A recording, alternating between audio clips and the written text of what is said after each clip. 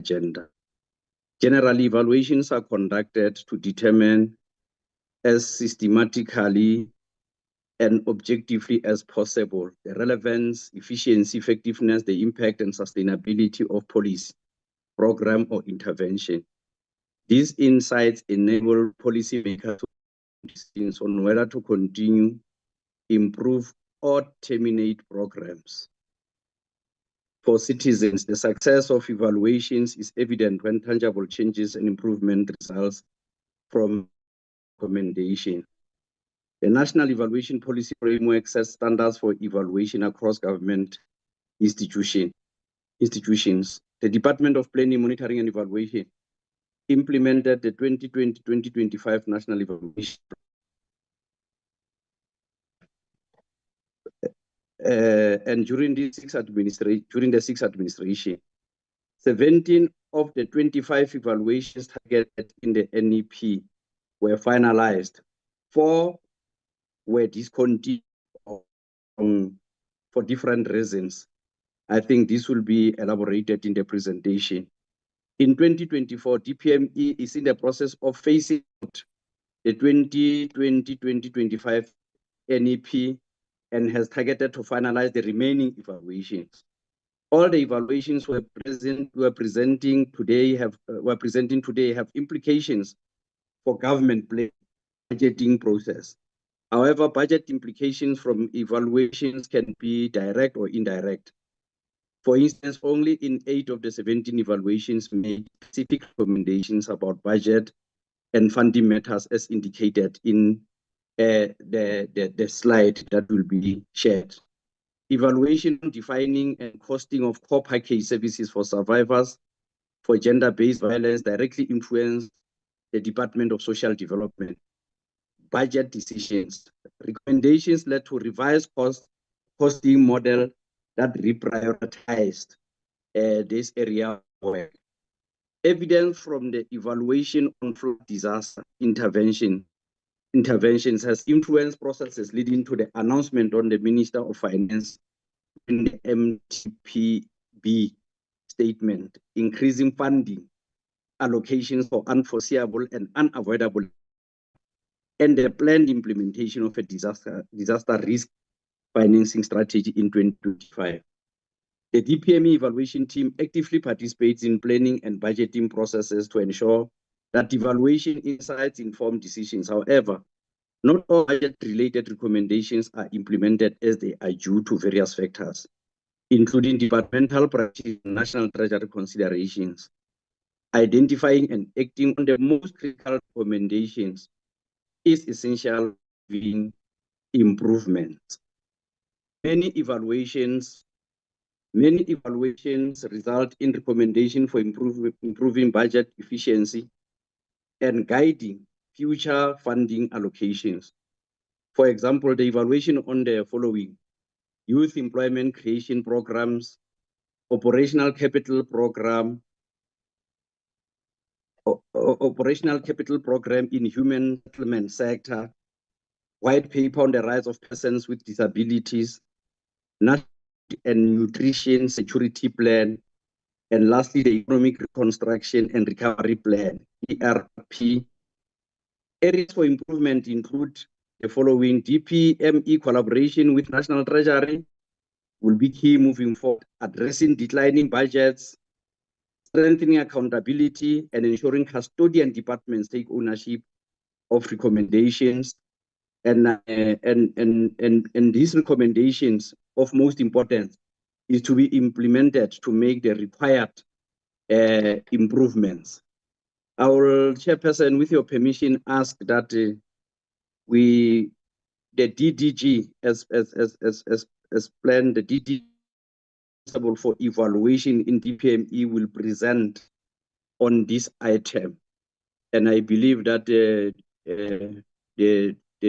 DG, if he's still here, will really be dealing with issues, maybe on responding to some of the issues to join the DDG. But as we request that the DGG to lead a presentation. Thank you, Chairperson. First. No, thank you very much, Honorable TM. they can proceed. Thank you very much, and good morning to the chair, the DM, and honorable members, and as well as colleagues from the Department of Planning, Monitoring and Evaluation. My name is Godfrey Mashamba. I would request to move to the next slide, where I'll be briefing the committee on the completed evaluation and their implications for the 7th administration. Next slide, please. Overall, the points that the DM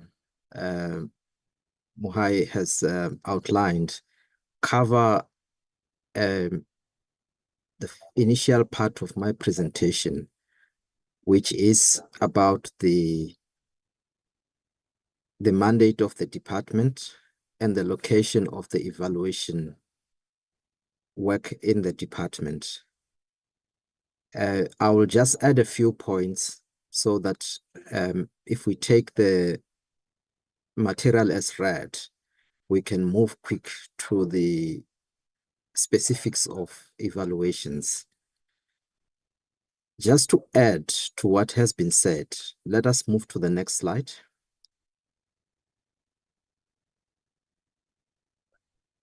The next one.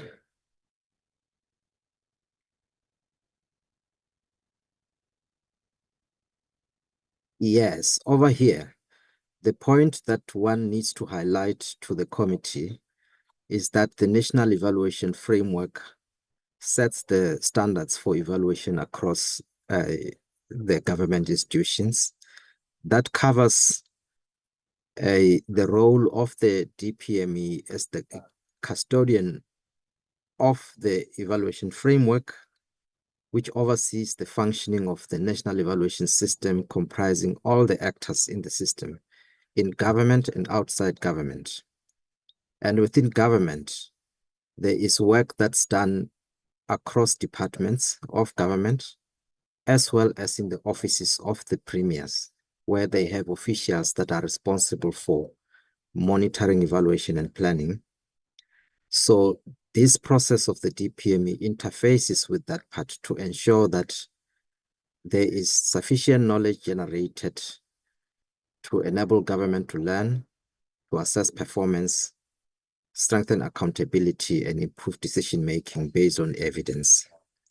Next slide, please. In the next slide, we will, I think this is sufficiently covered by the DM. Suffice to emphasize in this point that it is important that when evaluations are done, evaluations must have very strong buy-in and ownership by the departments that are responsible for the programs being evaluated. That's the custodian department or institutions.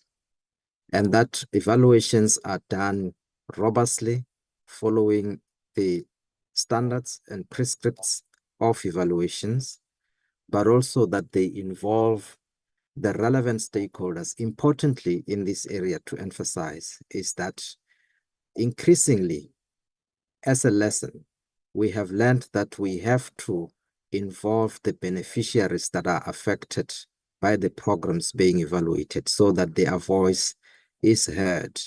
So that is why we have even introduced guidelines to that effect, which requires that the design of an evaluation, as well as the collection of data and the design of the improvement plan to implement recommendations of the evaluation, must have a sense of consultations with affected stakeholders, as well as also in this process, the timeliness of delivering the evaluation findings and the recommendations.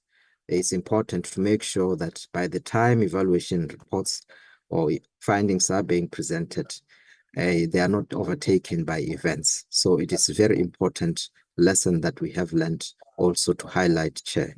Next slide. This slide just gives an outline of emphasizing that the approach we follow in the department, because there are different types of evaluation. Evaluations can be undertaken prior to the implementation of the program in order to influence the design of the program, to make sure that the program is properly designed in terms of its philosophy, but also implementation mechanisms. Evaluations can also be undertaken during implementation. That is why you have a range of these programs which are implementation evaluations, as well towards the end of the program to assess the outcomes or impact of the program. But the attitude that we have adopted, which is one of the practices in this field, is the one of utilization focus. That is, when we design evaluation, we want to emphasize that there must be a defined primary intended use or users of that evaluation. That is why we think it's important to bring along the custodian department as well as the beneficiaries of the program in the evaluation process. Next slide, please. In the next slide, the DM has already covered this slide, that the evaluation plan for 2020 for the past 5 years, that is the previous sixth administration, targeted 25 evaluations and 17 of them were carried out. We are in this year phasing out the national evaluation plan of that administration. There is a few evaluation that either 2 underway and 2 that are still in the procurement stage.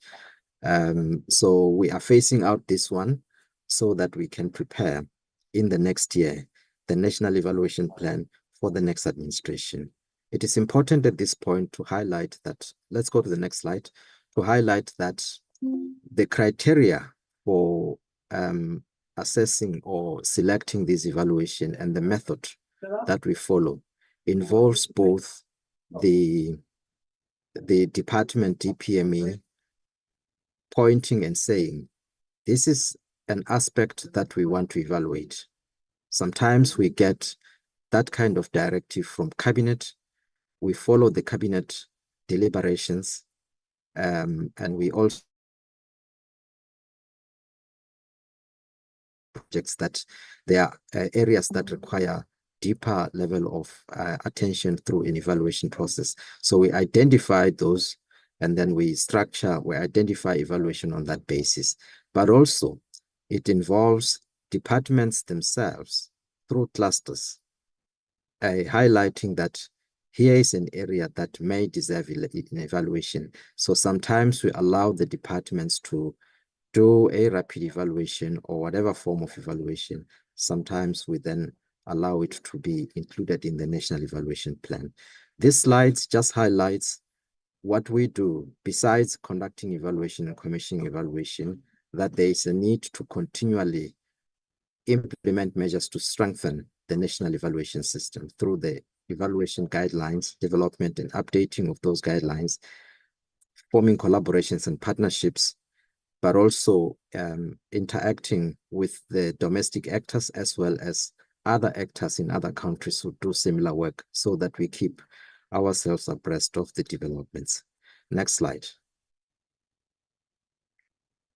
In this slide, we highlight the fact that provinces also have evaluation plans that DPME interfaces with on a regular basis to give guidance, but also to provide support, technical support. Next slide.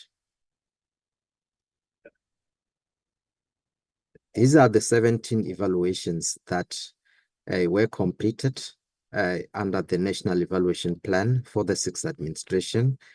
The next set of slides goes into summaries of each of these, highlighting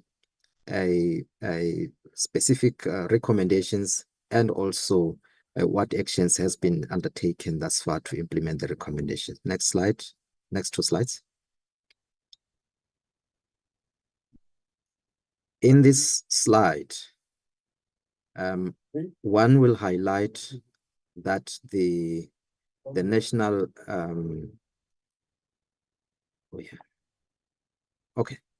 the youth employment creation program That is an evaluation that was done to look into a range of projects that are being implemented across government to encourage or to support youth employment creation.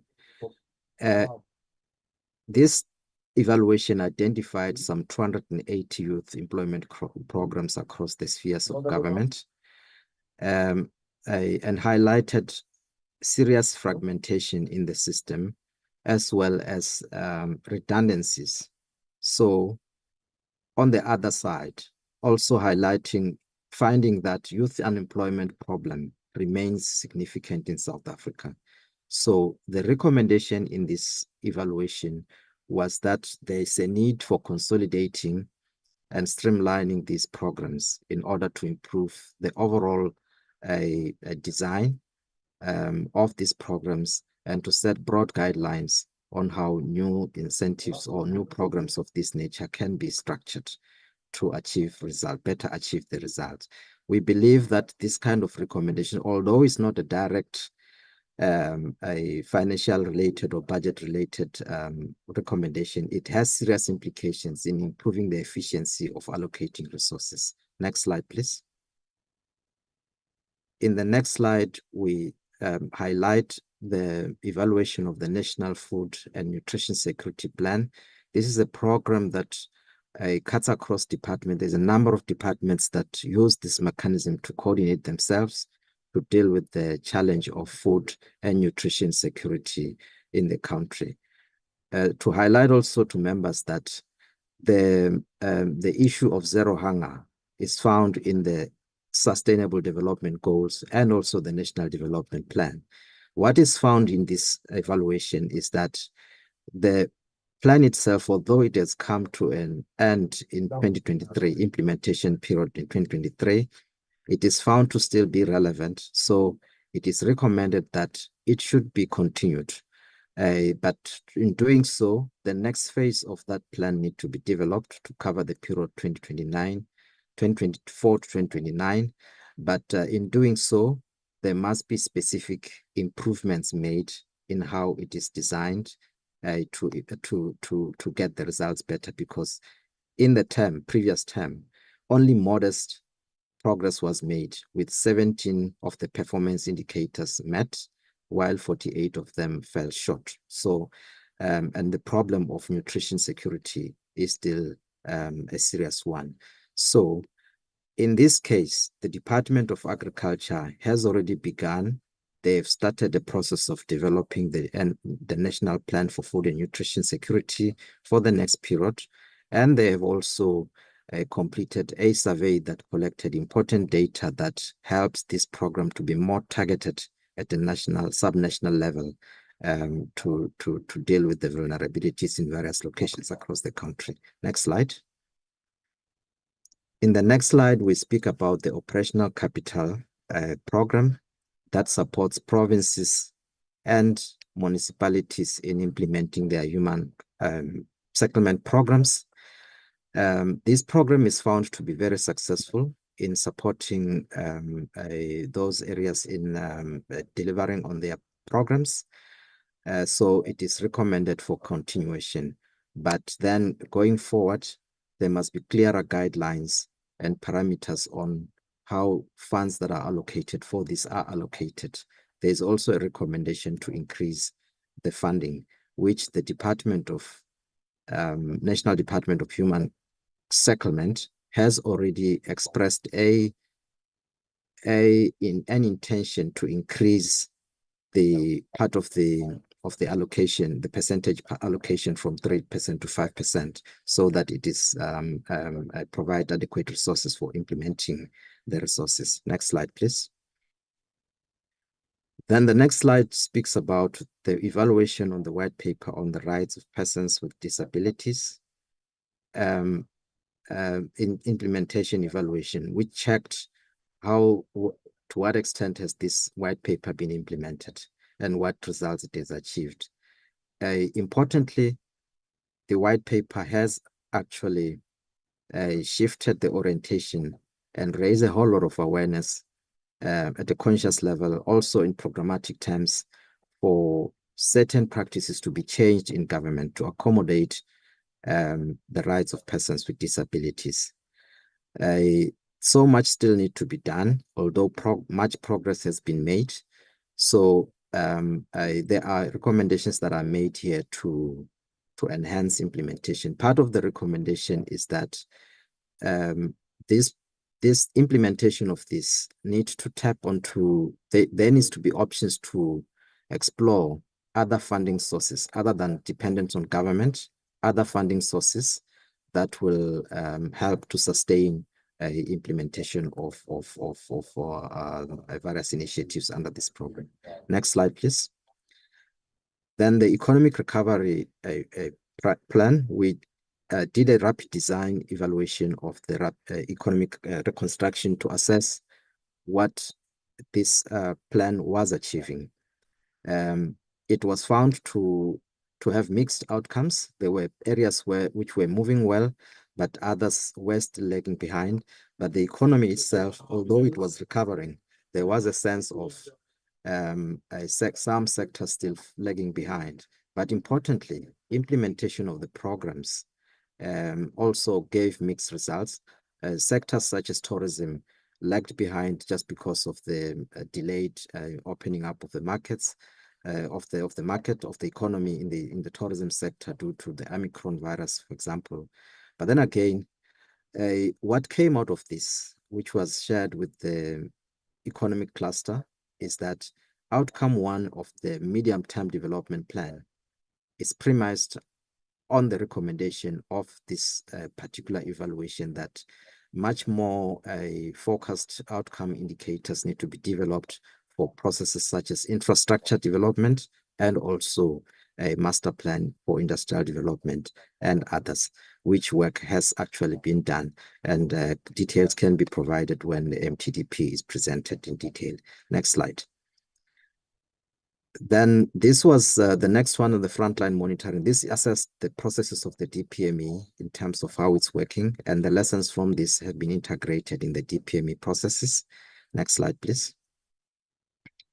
Then the land restitution impact evaluation program. This is an impact evaluation program that assessed the outcomes of land restitution program. There are both positive findings, but also some negative findings as well. The negative findings regard issues about the prolonged restitution processes causing further harm. Then the successes indicate that for those where land restitution has been undertaken successfully, it has actually changed the lives of the beneficiaries, although there are still problems in terms of the support that's given to beneficiaries of land reform in sustaining or building sustainable economic activities from that process. So there are recommendations that has been presented, but unfortunately here, there is no discernible improvement plan that has been developed. There's need for engagement with the Department of Land Reform and Rural Development on a way forward. Next slide. Also on this one, the accommodation provision program that is run under the Department of Public Works and Infrastructure, there is no discernible improvement plan that has been developed following this evaluation. The evaluation identified widespread problems and unhappiness across government around government accommodation offices. So together with this evaluation, DPME held a roundtable conference with involving the Public Service Commission and also the Auditor General, who shared their findings with various stakeholders. The consolidated report arising from that still need to be acted upon. So this is one of those that has not really gone anywhere. Next slide, please. Assessment of the flood disaster intervention in the KZN, Eastern Cape and Northern Cape. This was an active process of evaluation on the run as the interventions were undertaken, lessons were being taken to say, how can we improve disaster responses? And the recommendations arising from this were presented at various levels. Cabinet took a decision that there must be a review of the disaster management system in South Africa. And as far as budget and financing is concerned, there were serious challenges that were raised in that evaluation around how local government actually access the funding for disaster relief, the concerns around emergency procurement. It was very slow.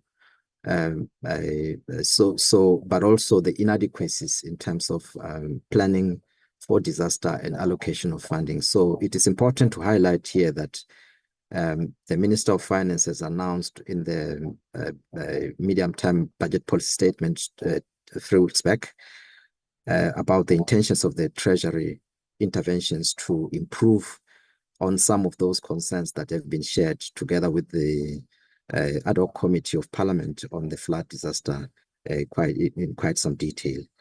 Next slide, please.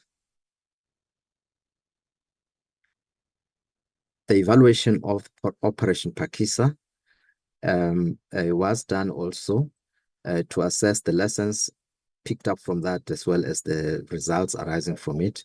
Recommendations in this regard were that government should phase out the Operation Phakisa as a standalone initiative, while also integrating its functioning aspect. There are successes out of this that needed to be integrated into departmental programs or the continued program of government. For example, the oceans economy, the ideal clinics work can be integrated, have actually been integrated into plans of government going forward. But the successful practices arising from this are finding expression in various work of government. Next slide. The National E-Government Strategy. This was an evaluation to assess how government is moving on the implementation of the SA National E-Government Strategy. It highlighted some strategy implementation gaps, and what has been done to date is that there is a process in government called an Intergovernmental Working Group on Digital Transformation that is led by the presidency together with the Department of Communication and Digital Technologies and DPSA to coordinate efforts around government on how to accelerate digital transformation in the public sector. That process is unfolding now, although it has taken time to get where it is. Next slide. There was an evaluation of the Fusion Center joint program that was introduced, prompted by the corruption around the COVID-19. This was a rapid implementation evaluation, which then recommended that findings be utilized to review the strategic approach of this whole program, and then an internal process be taken on how to continue what was working well, the multi-institutional approach to fighting corruption. Next slide. In the next slide, the 16 days activism against gender-based violence campaign. This is most recently finalized. I think it was finalized in October. It's timely for the next month campaign on this 16 days of activism. But what comes out also strongly here, there is work that was published by the Human Sciences Research Council on the state of things in this area, which gives similar type of findings. But an evaluation recommended a much more structured a process going forward to improve on this. It doesn't necessarily have direct implication for budgets, but it's more to do with how the program is run to maximize the impact. Next slide, please. On the next slide, the evaluation of the environment and culture sector and in the expanded public works program. Yeah, this evaluation, it was used to facilitate sector-wide arrangement. It was found to be working, but then the problem is sustainability of what has been done. But wide-ranging consultations in the sector in terms of how ongoing improvements can be effected, which are listed in the slide there. Now, to conclude, in the next slide, to summarize the implications for this, which is what the DM has highlighted in the beginning, that although some of these evaluations all of them have implications for planning and budgeting, only 8 out of the 17 made direct recommendations for budgeting and funding matters, which are highlighted here. I've already outlined some of these points in the course of the presentation. What happens is that DPME evaluations team makes direct contribution to the processes of planning, like we have done with the medium-term strategic framework, interacting with various clusters and influencing the planning for the next government term, as well as the budgeting process through the functional groups of the National Treasury to make inputs, making sure that most critical findings find expression in the way we plan and budget going forward. Next slide. In the next slide, we make recommendations and hand over to DG and through DG and DM back to you, Chair, to say we recommend that the committee notes the briefing on this evaluation. This was requested by the committee in its first interaction with the department during the induction session, that you will require a detailed briefing on evaluations and other aspects of the work of the department. But more to this is that we have provided summaries of each, yet there is link that honorable members can access detailed report. And if there is a need for us to come and present in detail any particular evaluation for the committee's indulgence, we will do that. But it's also encouraged that the committee may invite the custodian department to provide briefings on implementation of recommendations arising from these evaluations. Lastly, the process of harvesting lessons from evaluation is being undertaken through the review of the National Evaluation Policy Framework. It's both reflecting on what we may have done successfully, as well as the challenges, but also integrating new knowledge that arises from the work that's being undertaken. For example, the practice of rapid evaluations, also the work of the practice of evidence synthesis, which is becoming very useful mechanisms to respond to key policy questions and help government policymakers to be responsive. So that process, when it's completed, we'll be happy to come and brief the committee on its findings. Thank you very much. I'll hand over back to you, DG and the DM. Okay. Chair, good morning. Good morning, DM and colleagues in the meeting. I'm just going to make a few comments as we conclude this presentation. And in so doing, Chair, I will start from our last engagement with the Portfolio Committee, that the Portfolio Committee was clear that when we report on things like the annual report, we need to focus more on outcomes and impact. Now, we have heeded that call and have started a process internally within DPME, first to revise our own reports, the way we report to yourselves, but we'll also be working on guidelines on how the whole of government should shift to reporting on outcomes and impact, particularly when it comes to other to reports like annual reports. So we will keep the committee informed on the progress we are making to implement the recommendations we got from the last engagement with yourselves. Now, having spoken about outcomes and impact, honorable members will realize that the report that we've just presented now through the DDG covers a variety of areas and areas of measurements. So there are those reports, evaluation reports that were focused on implementation. There were those that focus on the program is done in the right way by a concerned department.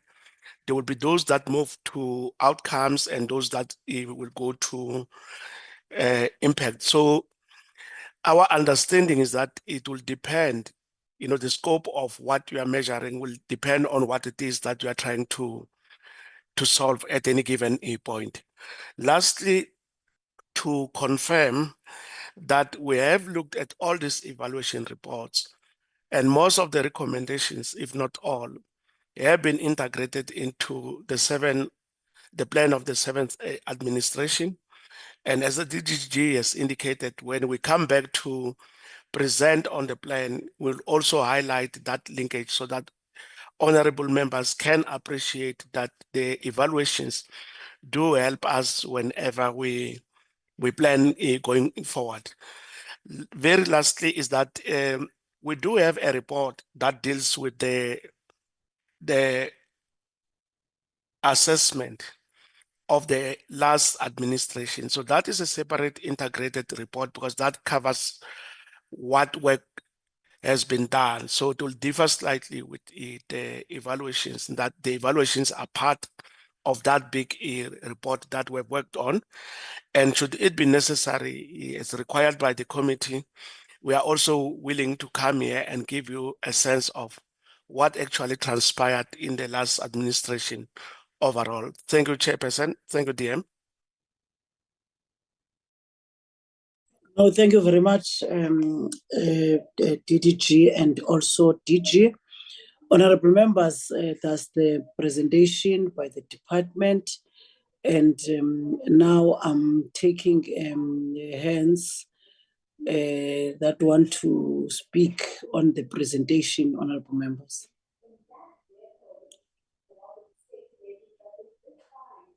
Honorable Megan Chauke, is there your hand, a legacy hand? If you can lower that hand, please. I will take Honorable Bergman. Okay. I will start with Honorable Bergman, followed by Honorable Dunjwa, Honorable Gama,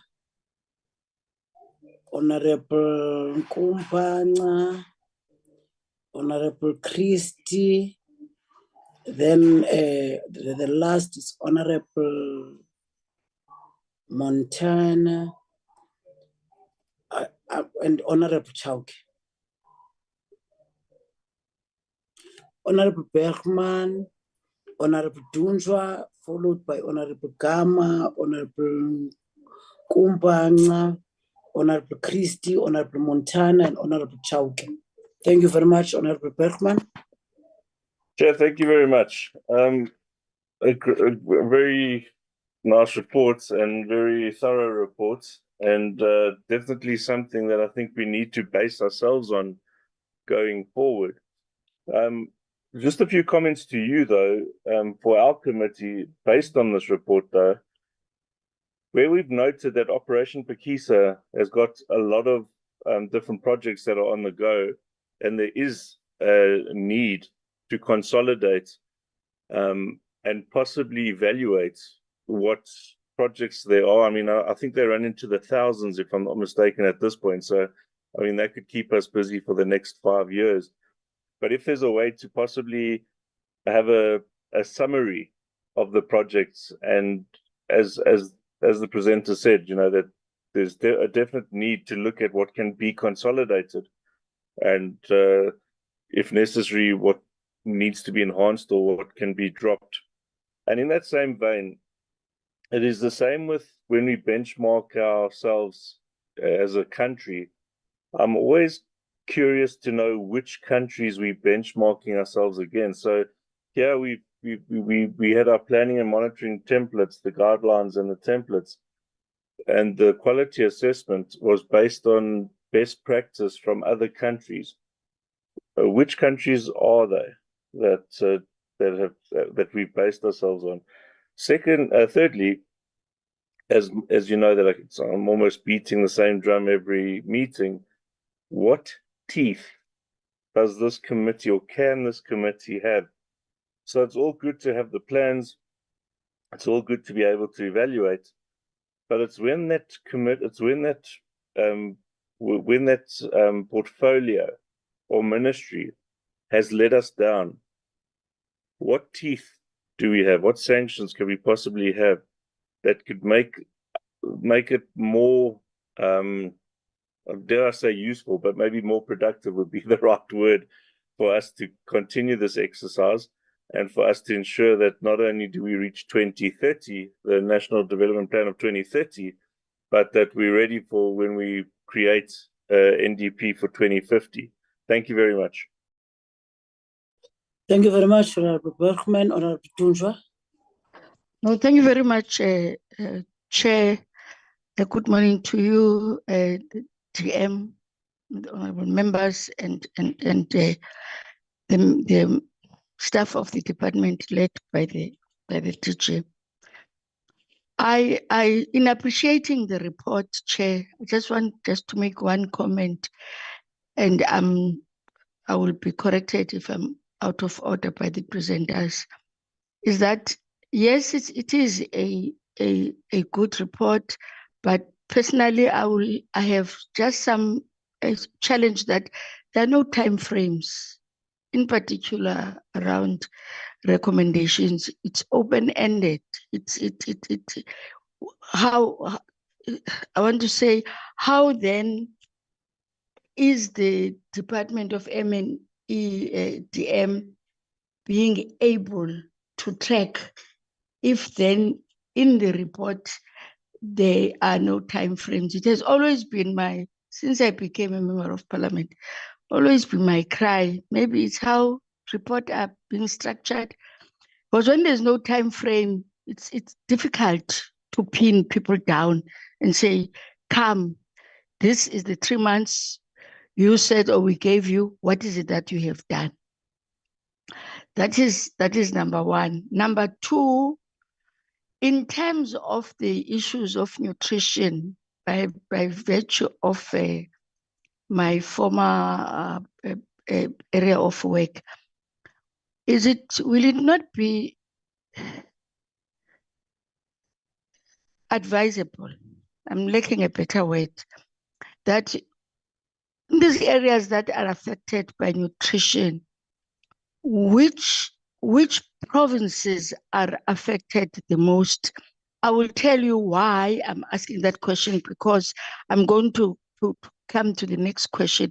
Which provinces are you in a position to tell us? If not now, maybe request that be submitted to the Secretariat to be circulated to us, so that we really know. We are public representatives. We've got constituencies everywhere. My constituency is in the Eastern Cape. I can't just say Sarah Patman, but in the Eastern Cape, where, so that when I conduct that oversight, I'm then able to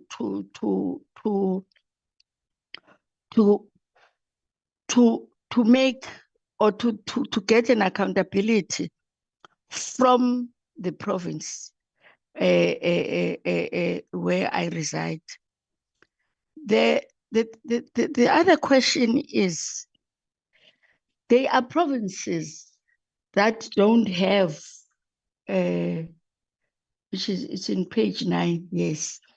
There are provinces that don't have this evaluating a unit. I see it's Western Cape, it's Northern Cape, it's Limpopo. Limpopo, there's no capacity. What then does that mean in terms of what is it that they've informed you, and what have been your observations? Same applies with the Northern Cape.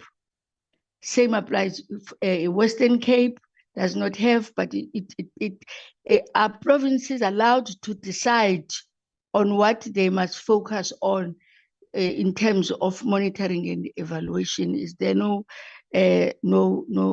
standard template that is given to them? Because personally, I will find a serious challenge if there are provinces that are doing as they please, because at the end of the day, people don't live nationally, they live in provinces and in locals. I think my last, the question that has been asked by comrade, I don't like to pronounce your word, the honorable member from the DA, that I would have appreciated also for us to be informed which are those countries that we learned best practices from. Very last. If you allow provinces, I hope I captured it very correctly, I'm sorry, departments to evaluate themselves, do you think that they are going to do justice? Because they are evaluating themselves. I hear you say you also make a follow-up, but which are those that you allow, or do you, it happens right across the issue of that? And Comrade Chair, it's the first time that I'm in this committee. I may just take a little bit of a detour. You call me to order. Who monitors and evaluates Parliament? That's my last question. Who monitors and evaluates? Maybe DM and the DG who monitors us? Thank you. I'm done. Thank you very much. Thank you very much, Honorable Chair. I hope I can be heard. Yes, Honorable Gama. Oh, thank you very much, and good morning to everybody. We appreciate the report that has been made by the team. Thank you to the DG, the DM, and Mr. Mashamba. For me, I think I just want to understand that given that the KPIs of different departments, they differ, they are not harmonized. I'll give you an example. Some departments, their KPIs measure processes instead of outcomes. I'll give you an example. You talked about the Department of Human Settlements. And you said they're doing very well. But I've looked at their reports. They don't, for example, give you the number of human settlements that have been upgraded, how much of the budget that was spent. The 8 metros that you talk about, there's lack of cooperation between the metros and the department. And in fact, that issue has been reported through MinMec, and some of the premiers are trying to deal with these issues. So is there a process that you are thinking about as a valuation department where you create a common set of KPIs so that when you evaluate, you are actually able to evaluate outcomes because I think as one of the previous members has said, some of the evaluations, some of them are self-evaluations.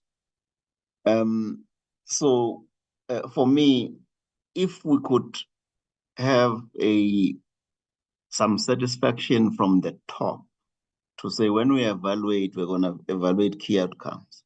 I don't want to dwell in the past. I want us to look into the future. Can you, for instance, the 7th administration has identified 3 things that it says it wants to deal with, which is around job creation, economic growth, and dealing with inequality. And some of these issues that I talk about in the housing, they deal with those kinds of things, issues of poverty, etc. For instance, in the informal settlements themselves, they are a barometer of poverty and land invasion and lawlessness. And I think some of these things that you talk about are actually intertwined. You talk about land restitution, for instance, on the one hand, and we talk about human, settlements. The people that we represent as parliamentarians sometimes find themselves with no alternative but to invade land where no bulk services and infrastructure for houses has been developed. So for me, is to say, can you put together evaluation criteria and KPIs and talk to those departments as the 7th administration starts so that we can have a common set of KPIs, that the KPIs are outcomes-based and they don't measure processes. So that when we come back here after a year to say, what has happened? You will come to us with an evaluation that actually talks to appropriate APPs that deal with the outcomes, so that when we talk about corrective measures, we are basically talking from a sense of saying we did not measure the processes, but we were actually measuring whether they actually did the work that they were supposed to do. If they were supposed to build 350,000 RDP houses, that is what we measured. Where they built. If only 300,000 were built, the 50,000 in which provinces and in which metros were they not built? What was the result? What was the reason for that? I'm just deliberately just sitting in one department because it's important when we do an evaluation that we know that we're actually evaluating the correct things. We're not just evaluating the processes because people will come to you with science, and the science that they have is around the processes, the work that they do. I don't want to know how people do their work. I want to know what is the outcome of the work that they have done. And I think it is incumbent upon you as the department to make sure that you have an evaluation system, which when you look at the key things, and I don't think you should evaluate everything. For me, if you can look at the 3 things that the president says the 7th administration is going to focus on, then you focus just on those, and then you give us reports based on those, because those would be the high impact, the things that have an impact to the lived reality of South Africans on the ground. Thank you very much. Thank you very much, Honorable Kama. Honorable Kumban.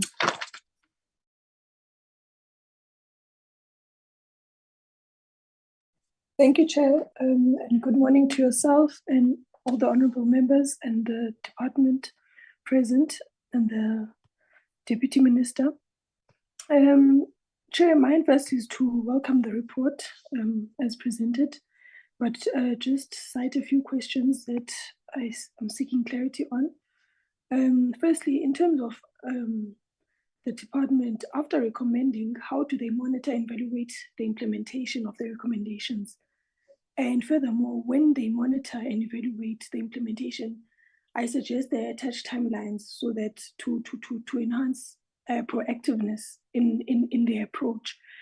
And then also in terms of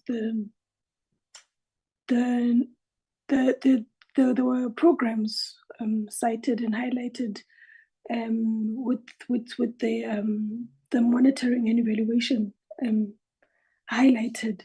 I just want to check, there are many programs in terms of our governance generally in the country. Like, what criteria did they use to choose the certain programs that they are evaluating? Is there a criteria they used? Is there a reason for choosing the specific programs they chose? Because we are aware that there are many programs, and also like in departments which are trying to advance development in the country. So I just wanted to check if they have the criteria for that. And then also in terms of the disaster management issue, I see it's commendable that they are intervening in terms of the flood interventions in the provinces, but then are they monitoring any disaster management plans in the provinces which are sustainable? Because every time there's a disaster in the country, it's always the same issue and also the same challenges. Is there a framework for the disaster management generally in the country, and are they assessing its implementation so that it's sustainable and it's not always a once-off thing? And then lastly, in terms of the provinces, I saw that there are plans until 2025 for most of the provinces, but in terms of Northwest, it's 2022, 2023, and in KZN, it's only in 2024. So I just want to check in terms of monitoring the consistency in the provinces. What work are they doing? Because I see the plans, like Northwest is already like lapsed in terms of the plan, in terms of what they presented. So I just wanted to check in terms of consistency in the provinces, what work are they doing? Thanks, Chair. Thank you, Honorable Kumbanya. Honorable Christie. Thank you so much, Chair. And thank you to the Director General and Mr. Mashamba for an excellent and very meaty report. I think we've all been wanting to know what has actually been evaluated and monitored rather than the department itself. So this has been very helpful in Yama to know the actual work of monitoring and evaluation that the DPE did during the 6th administration. And if the DPME is to monitor and evaluate every single government department on 3 levels of government, there's an endless number of programs and departments we can, or you can evaluate, and we can hold you accountable for. So it is nice to know what projects and departments you've honed in on, and very interesting to us. I think this has probably been the most interesting and stimulating meeting I've certainly attended. So as Honorable Bergman said, I've just got 3 points. As Honorable Bergman said, where are the teeth? Where's the consequence management? Rather like the Auditor General hasn't really seemed to have any teeth if he's found, report accounting that has not been clean. Where are our teeth? And I was very interested to see that your leaders have attended the executive course for evaluation at the School of National Government and UNICEF. Is there any possibility that we MPs could attend courses like that to give us the tools to be able to help you in your job? So then I just want to hone in on food and land, which are very important to us Africans, food and land, and food security, the Sustainable Development Goals, goal of zero hunger. My comment is that I can see, as Mr. Mashamba said, only 17% of the performance indicators were met 48% fell short. And to me, this does reiterate and confirm that centralized government programs are much less effective than ground up projects, and that only an inclusive and growing economy will provide the employment and hunger reduction that we're looking for. It just shows the vital role that small businesses, that businesses and that NPOs play in reducing poverty and hunger. We can have as many centralized programs and plans as we want as the national government, but will we actually make an impact until we create an enabling environment, a business-friendly environment, so that small businesses can thrive and survive and employ people, and newly employed people can put food on the table for their children. And then lastly, the land restitution program. I mean, I've spoken to many people who were dispossessed of their land in Claremont, Bishop's Court, Kenilworth, Constantia, as I was just confirming that the depression and the demoralization that gets caused when justice is delayed and denied and restitution is denied, it's been so slow. I think the national government has failed in this, and it's led to politicians, particularly from my colleagues, the Mkhonto Wesizwe and EFF, calling for expropriation without compensation. We need to speed this up. We've got to get this, according to the Section 25 of our Constitution, we've got to speed up land restitution. And I get questions often from South Africans who've emigrated, who've lost all hope and who've left our country, sadly. They want to know what is happening to District 6 in Cape Town. Why is it just this barren scar on the land? And why has this land not been restored and houses rebuilt when they were razed to the ground in the 60s? Thank you so much. Thank you so much, Honorable Christie, Honorable Montana.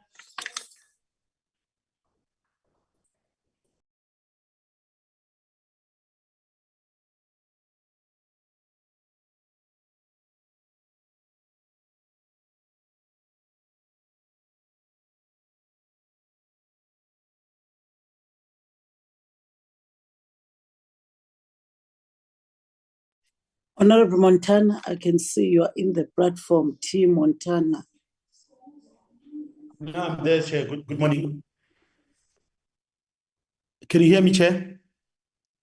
Yes, Honorable Montana. Okay, thank you. And good morning to honorable members, Deputy Minister, DG, and colleagues. Chair, I think let me thank the department for a very comprehensive report. Thanks very much.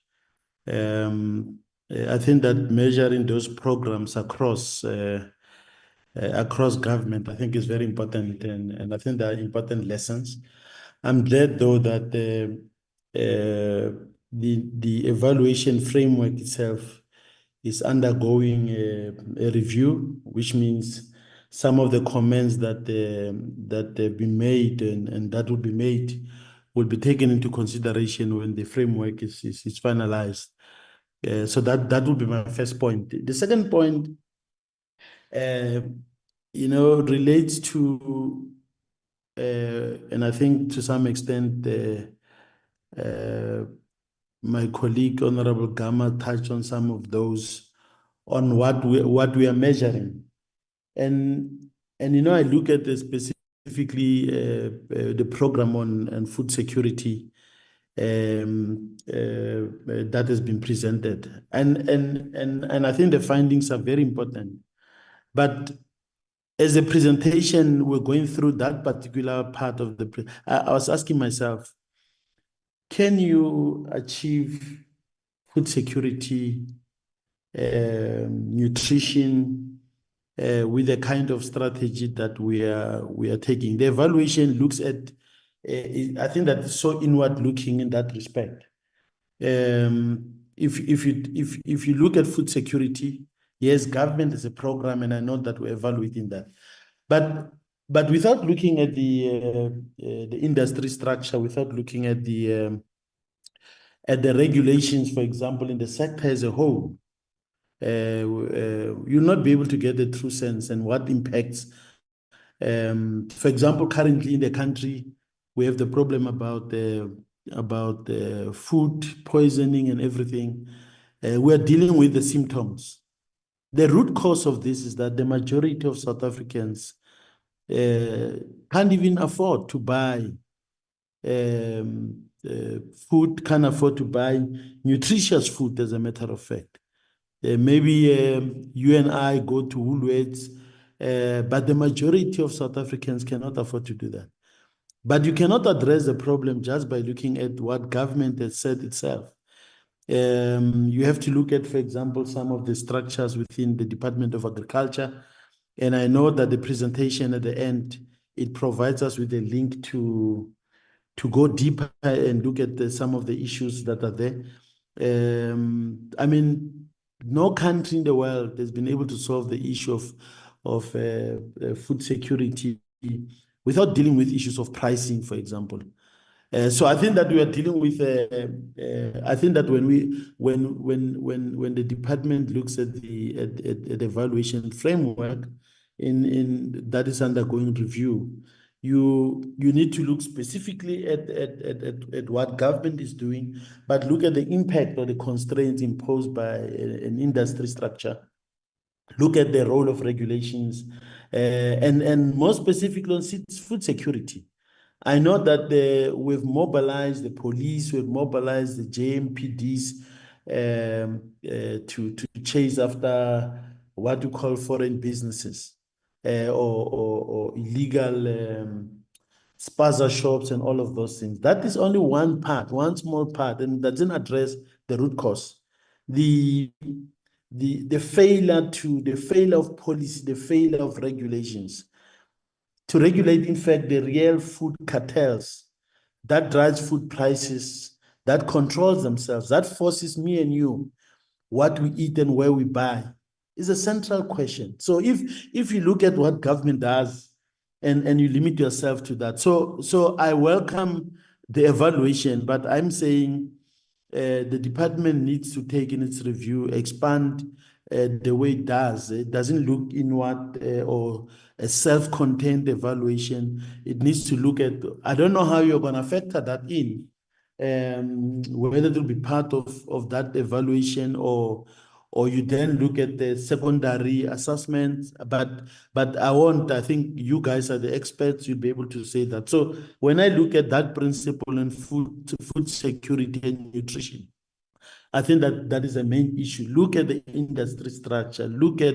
the impact of regulations, look at what the Department of Agriculture has in place, including both on the on safety as well as pricing, those old boards. I know some people do not like that, but they play an important role. The role of inspectors. They don't look at government, they look at what the private sector, for example, does in this space, so that we don't have South Africa has got a particular strange way of addressing its fault lines. We tend to look at the smaller problem, which makes 5% of the problem, and ignore the real problem, the fundamental underlying causes of some of the problems that we have. Secondly, Chair, I think, excuse me, on youth unemployment, I think that for me, I still need to drill into use that link, because I think that the evaluation report, it tells us what we know. We welcome that, the different programs, and it says they're not effective. And then it mentions the private sector in passing. We don't know what it means. Is it in terms of the private sector not putting a lot of, not creating employment opportunities, or not using some of the incentives that government has put in place, for example, in terms of training and absorption, or tax. So I don't know what it means. It's just private sector in one sentence. And I think I want to have a sense as to what exactly is referred to. Finally, I think is the issue in relation to the economic evaluation, the post-COVID COVID-19. Again, and then there's a recommendation that unless if an industrial master plan is being proposed, you know, I ask myself, do you see the weakness of the economic recovery plan as the lack of that industrial of the industrial master plan? Because for me, when I assess, I look at the economic recovery plan. In fact, it doesn't encourage industrialization. Now, from if that evaluation is to assist government to review its economic recovery plan and the orientation thereof, you need to be bold on it. I mean, evaluation should help policymakers to be able to come to a right determination. But here, I think it seems that there was an evaluation, and the team is afraid to say directly the impact and say no, on the side. And let me say finally, Chair, that the recommendation for Operation Phakisa to be phased out and to incorporate, I just again think that it doesn't make sense to me.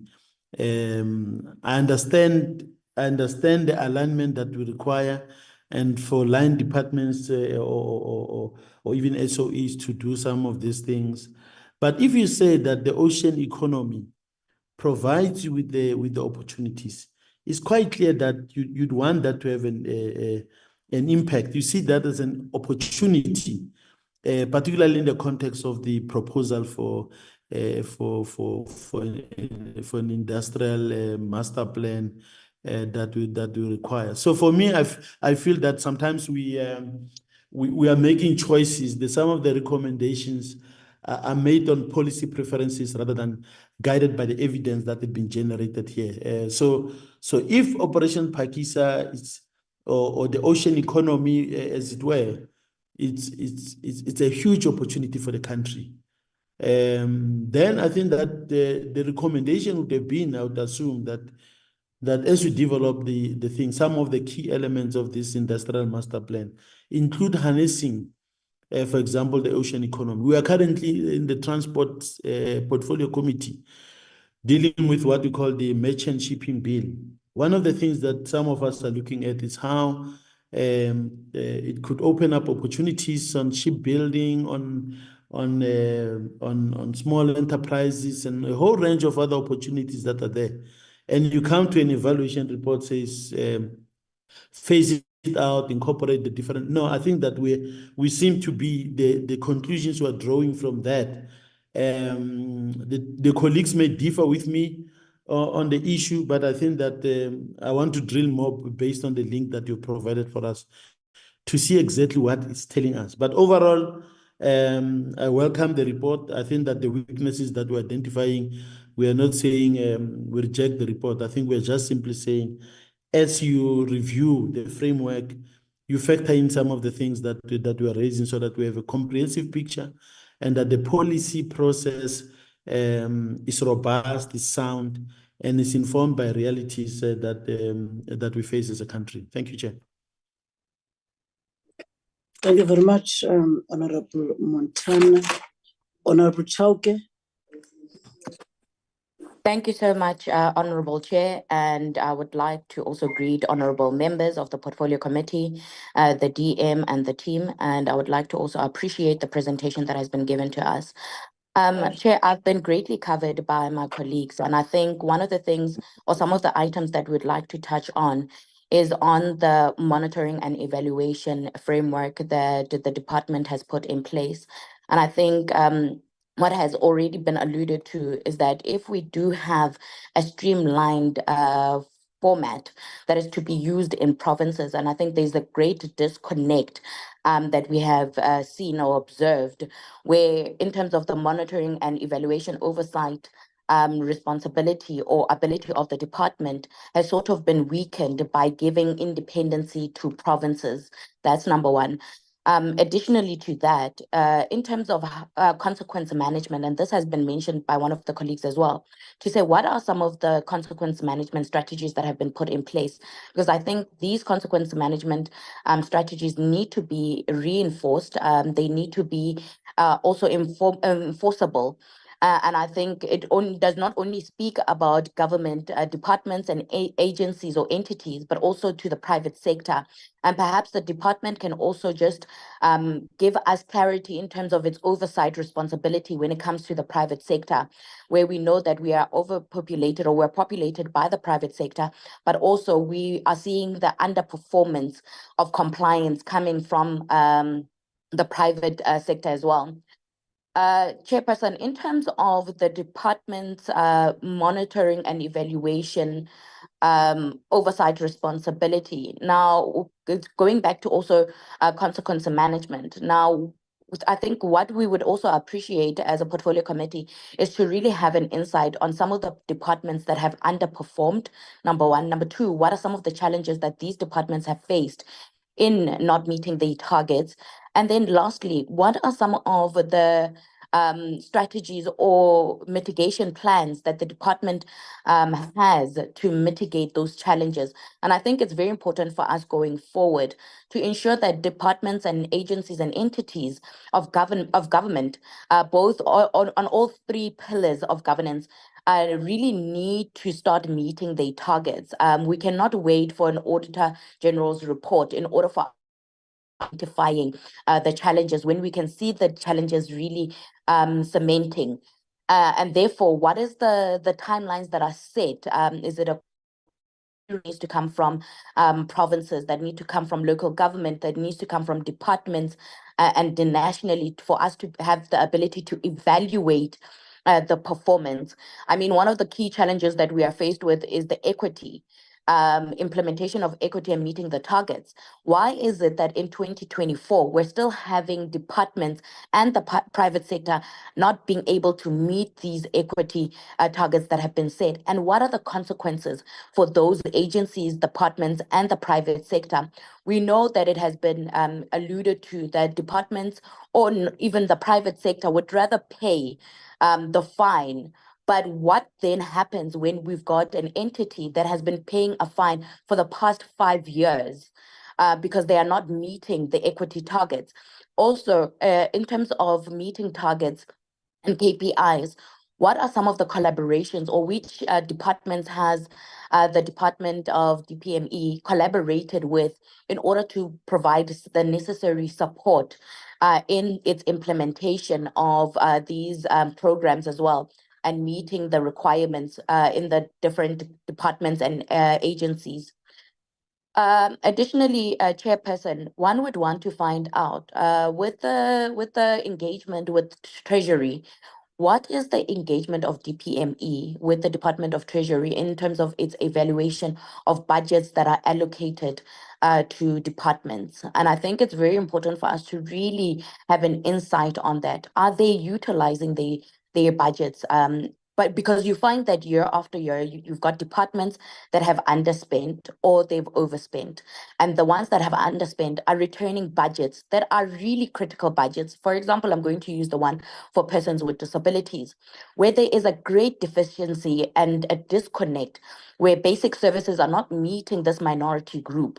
But you've got a huge budget that is then being returned back to Treasury. So one would want to know, what is the oversight role and overall role of the Department of DPME in terms of ensuring that the programs that are submitted by departments are tangible, sustainable, and are going to make an impact. So they are impactful and they are meeting those targets. You cannot have an allocation of an enormous budget that then at the end of the day, after the financial year, gets returned to Treasury. And then we're still finding that South Africans are still underserviced. Lastly, it would be on the department. Perhaps one would also want an insight on who then monitors the performance of the department or DPME. And would that lie, the responsibility lie with cabinet as well, apart from the portfolio committee?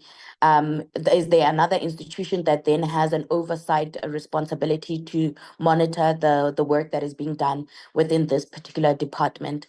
But overall, we do appreciate and welcome the presentation. And I think we need to start really speaking about the key critical issues. And I think it has also been mentioned by Honorable Christie and Honorable Montana as well, where it speaks about food security. What has been done in terms of over the past few years that has not worked and has not been sustainable, whereby we can have a contingency plan that seeks to help us in meeting the NDP goals that have been set, but also what is the department's contribution in us achieving the NDP goals, but also the global sustainable goals as well. And also, which departments will they then going forward collaborate with? Chair, I know I said lastly, on the Department of Sports, Arts and Culture, I know that there is a budget that has been allocated, for example, that speaks to addressing gender-based violence. Now, the Department of Planning, Monitoring and Evaluation, where do you then feature in terms of providing support to departments that do not know really what to do with their budgets?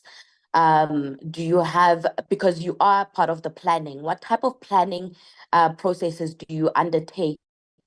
In terms of monitoring, how do you then monitor? What is the framework that is put in place?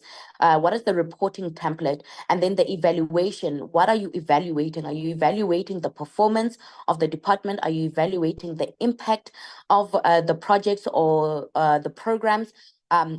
What exactly do we then evaluate? And once we are done with these three items, what then are the consequence? I'm going to say, for lack of a better word, the consequence plans in terms of not being able to really come forward with what is expected.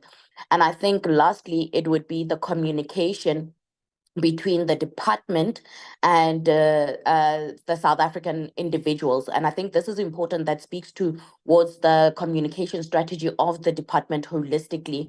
And I think this is where we find a great disconnect between South African citizens and this particular department not having an understanding of the overall responsibility of the department. And I think that needs to be really spoken to and heightened and reinforced, so that South African citizens have a better understanding of the responsibility and the role of this particular department.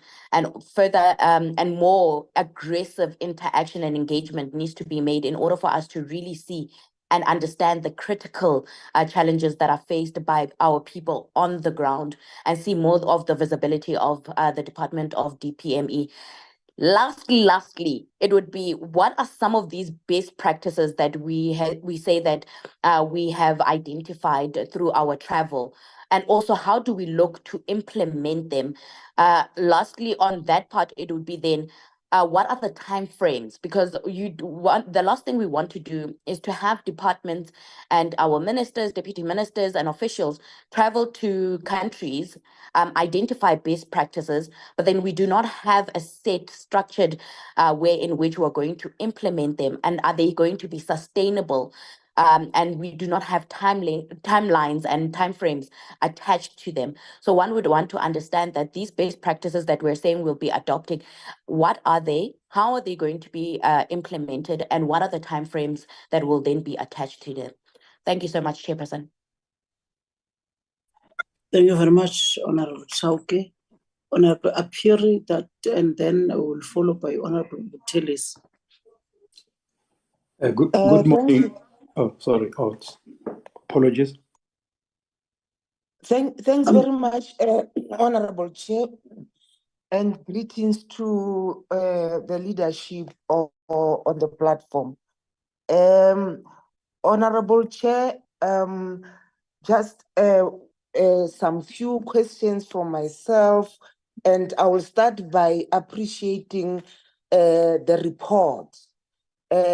Chair, I just want to check with the department as to whether they enjoy a cooperation in terms of the implementation of the recommendations that they pose to the departments. And if they don't enjoy reports, what measures do they have in place to make sure that they force or they enforce the departments to respect and implement the recommendations as set out by them?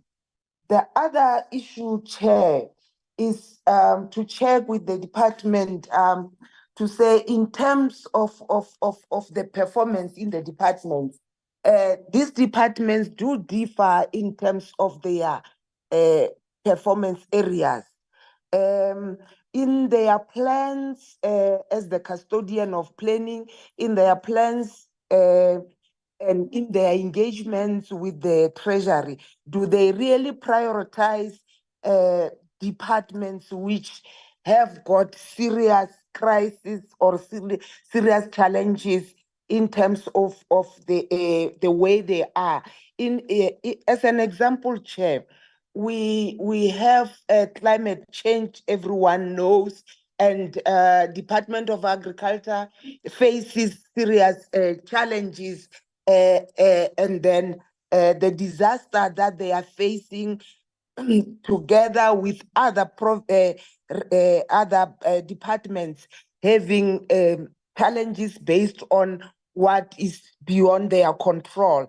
Do we prioritize and make sure that those departments get enough allocation to can cater the disaster that they at some point come across? Also, Chair, when drafting the MTDP, do we include or the evidence that we obtain from the evaluations that we are doing? Just to check on that one, Chair.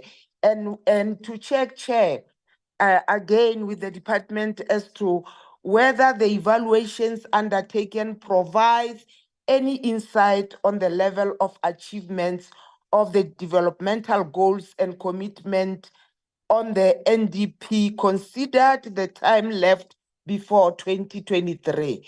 Do we really use the results to plan for the future, the results of our evaluation to plan for the future? That's my contribution, Chair, and to say we support the report, Chair. We support the report, and we appreciate the department on the report presented to this portfolio committee. Thank you very much. Thank you very much, Honorable Phiri, Honorable Ellis, and welcome back, Honorable Member. Thank you very much, Chair, and I must just thank also the team and colleagues for all the messages of comfort they sent to me after the passing away of my sister. Thank you very, very much for that. I appreciate it. I would like to greet all the leadership in the meeting here.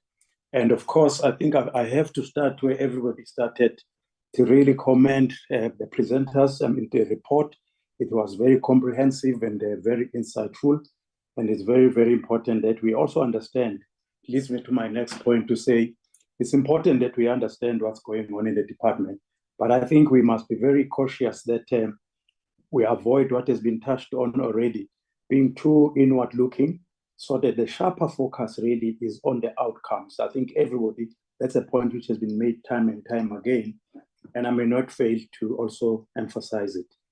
I'll comment, Chair, on just a couple of things. Some of them have been touched on, but others I will leave out because enough has been said on them. I think that I don't know whether on this question of impact, there isn't a way somehow, because they say the hand has 5 fingers, but they are not all the same length. It is no way in terms of the areas of impact, high impact, that there is a look at an 80-20 rule in terms of looking at what is this biggest chunk, this to 20%, which impacts to the largest extent. That is really what I'm just wondering whether we might think about that in terms of the reports. And then the one also that is my hobby horse, as people will know even from other committees, is really this one also of consequence management. Because we find that time and time again in our visits, you hear that consequence management it's featuring there on the program on things to do, but there isn't really. It's a bit I don't know what to say, woolly, and not really very clear. And I just think that sometimes it would be very helpful that there are some specifics that where it has taken place, what mainly were the reasons for or criteria that was used, and so that we can see what is the preponderance in terms of behavior. So consequence management, I think it would be very appreciated if it could be bolstered a bit, and just know that we understand what it is yielding in terms of going there. The next one, Chair, is the one I call signposting. You know, it's so important that if I'm going to Johannesburg, I know that I've covered these kilometers. These are the ones left. What do I need to get there? Do I need to refill and whatever? What I find also we need to strengthen is really the signposting or time horizon. I mean, a lot of very, very bold and encouraging initiatives.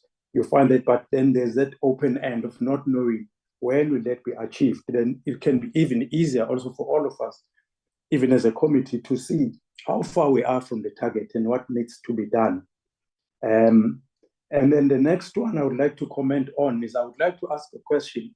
How does the department gauge periodical, or maybe you may call it dipstick, the customer satisfaction of their targets? What do they use to gauge, and in what intervals do they exactly and clearly use? Because you have from time to time find out and establish whether we are on target or off the target. Then, Chair, the other one I would like to comment on here, and which I've found also quite disturbing, actually gravely disturbing, as we have been going around, where AG will come in and assess the department, and then they make recommendations. Therein comes my problem. We have found it more and more. They are so guilty of not doing anything about recommendations. I mean, at one of the municipalities we went, I even suggested maybe it should be one of the KPIs, because it's so critical. Otherwise, there's no point in having an AG coming there to assess. But I would like to know that in particular, where does that rate here on a scale of 1 to 10 in terms of just responding to recommendations, because they are always there to assist the department. Then the other one, before I'm about to finish, Chair, I just wanted to know the programs that have been dropped. It would be very interesting to know what mainly are the reasons for which they've been dropped. And I would like to know also who decides. Is it the department unilaterally, or who do they collaborate with in deciding what to drop, what to keep? And then there was talk of food safety. And immediately, Chair, it took my mind to the crisis that we're having in the country right now of the spaza shop. Well, we are all aware that the president has pronounced on this, but I really would like to know, to get into the head of the department, just to what are they thinking in terms of or their plans or the support in terms of the departments, because it's very urgent, as we know, that one life is one life too many, as we've been seeing. Madam Chair, I think I will stop at that. Those are just a few things I would like some light thrown on by the department. Thank you very much. No, thank you very much, Honorable Tilisi, and thanks to all honorable members. And I think we all welcome this report, and we also, however, note some of the weaknesses identified from your inputs, and mainly the monitoring and evaluation of the performance of the sister departments, because I think you are saying to the department, is the overall departments in terms of monitoring and evaluation of all other departments and all levels of government, national, the provincial, and the local government, and your emphasis in terms of the performance of the sister departments, including the emphasis on the department's targets and how they use budget. I think it's noted, but I will then give the department to respond to many questions that have been asked by honorable members, and obvious looked at the weaknesses that have been identified in terms of this report, and hoping that in the next meeting, which is next year in the third term, they will then be able to come back and report on individual departments, because now the report it doesn't speak to details of each department in terms of their performance and also how they use their budget. And I will then DM request that ODG and the team speak on the issues that have been raised. I think you will be the last, so that after we release yourself and the team, and also deal with a few of our items as the portfolio committee. Thank you very much. DG. Okay, thank you, Chair. I will deal with the DPMA-wide issues quickly and allow the DDG to deal with the technical issues pertaining to evaluation. Chair, just to start with your comment on the performance of the departments. At this point in time, we have concluded the evaluations of the performance of the departments for Q1 and Q2. That means a period from 1 April to the end of September. And by the time we come back in Jan, we would have concluded the Q3 report, meaning that we would have concluded the first 3 quarters. So we'll stand to be guided whether we should share that information on the assessments that we have made on the state of performance of individual departments, and also highlight areas where there have been challenges inclusive of a corrective action. So that report can be made available. And earlier on, I indicated that we also have an integrated report of what came out of the last administration. Now back to the other questions by the honorable members. Honorable Bergman, I'll just pick one issue there. The consolidation of Operation Pakistan is being undertaken by the department within the auspices of oversight. So there is no intention to drop the way we have been doing things, but what we're trying to do now is to ensure that there is coherency and coordination of different structures within a government, inclusive of the role of the clusters. So consolidation is happening, and the Operation Pakistan is being aligned to or with the new plan for the 7th administration. So that work is being done. Honorable Dunya, on the issue of timeframes, now, as we have indicated, the outcomes of the evaluations eventually find expression in the APPs of the departments, so in the strategies of the departments. Now, on annual basis, we do a comprehensive analysis of the APPs of all national government departments, all provincial departments, and the constitutional bodies. And that's where we are able to indicate what's going to be done when. But if we are required to include that in this kind of a report, that will obviously have to be done as requested by members. But we believe that the work that we do in terms of the APP analysis does allow us to deal with this kind of issues that are being raised. On the issue of self-evaluation of departments, what we are encouraging departments to do is that evaluation should happen on continuous basis and not only at the end. So there are interventions that we make on certain evaluations, but we are trying to inculcate a culture where in the course of implementation, the departments themselves should also take responsibility to do evaluation. Now, that does not give them unfair advantage in the sense that, as one member said, that DPME will not evaluate everything. So we have been working with the National School of Government to ensure that there is capacity within departments to undertake their own immediate evaluations while we deal with the broader construct as the department. Now, moving on to Honorable Gama. Now, on the what are we measuring? This issue has become a sharper, particularly after our engagement with this committee, as I indicated earlier on, that state entities are not the same.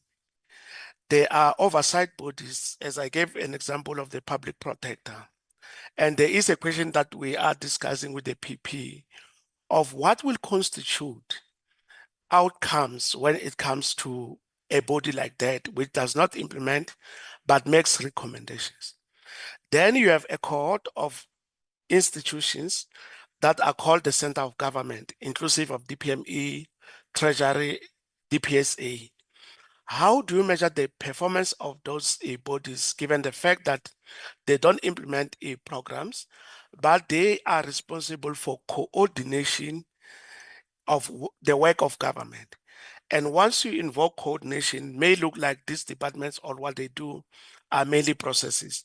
So what we seek to do going forward, and based on our discussion in the last committee meeting, is to come with a framework of the different forms of measurement, considering the different roles of the different state entities, so that those that are exercising oversight have their own set of KPIs, those that are coordinating have their KPIs, and those that are implementing programs have their own, and will be willing to come back to the committee once we have concluded that.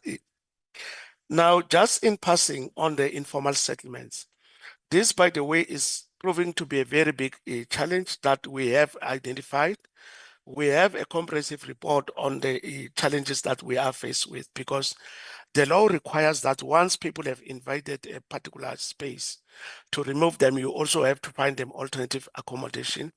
And that has proven to be very costly for municipalities and other state entities like PRASA and Transnet that have land out there. So we are continuing to follow this, and we understand that there will be an amendment to the current act. And once that is done, maybe it will improve the way we deal with the mushrooming of informal settlements. So that's ongoing. Then on the question of recourse, I have already dealt with this issue that we take advantage of the APPs, our assessment of the APPs, to ensure that all outstanding issues are included, provided there is budget to do so. However, there is this problem that we need to bring to the attention of the committee. Once we have commented on the APPs and made recommendations, the departments have no obligation to come back to us, but they proceed straight to Parliament. So in a number of instances, you may find that we have, as DPME, made recommendations on the improvements to the APPs, but because they don't come back to us, they move on to Parliament, then we are not able to sign off. What we have done in this regard is to compile a report, a comprehensive report on what we have found on our assessment of the APPs.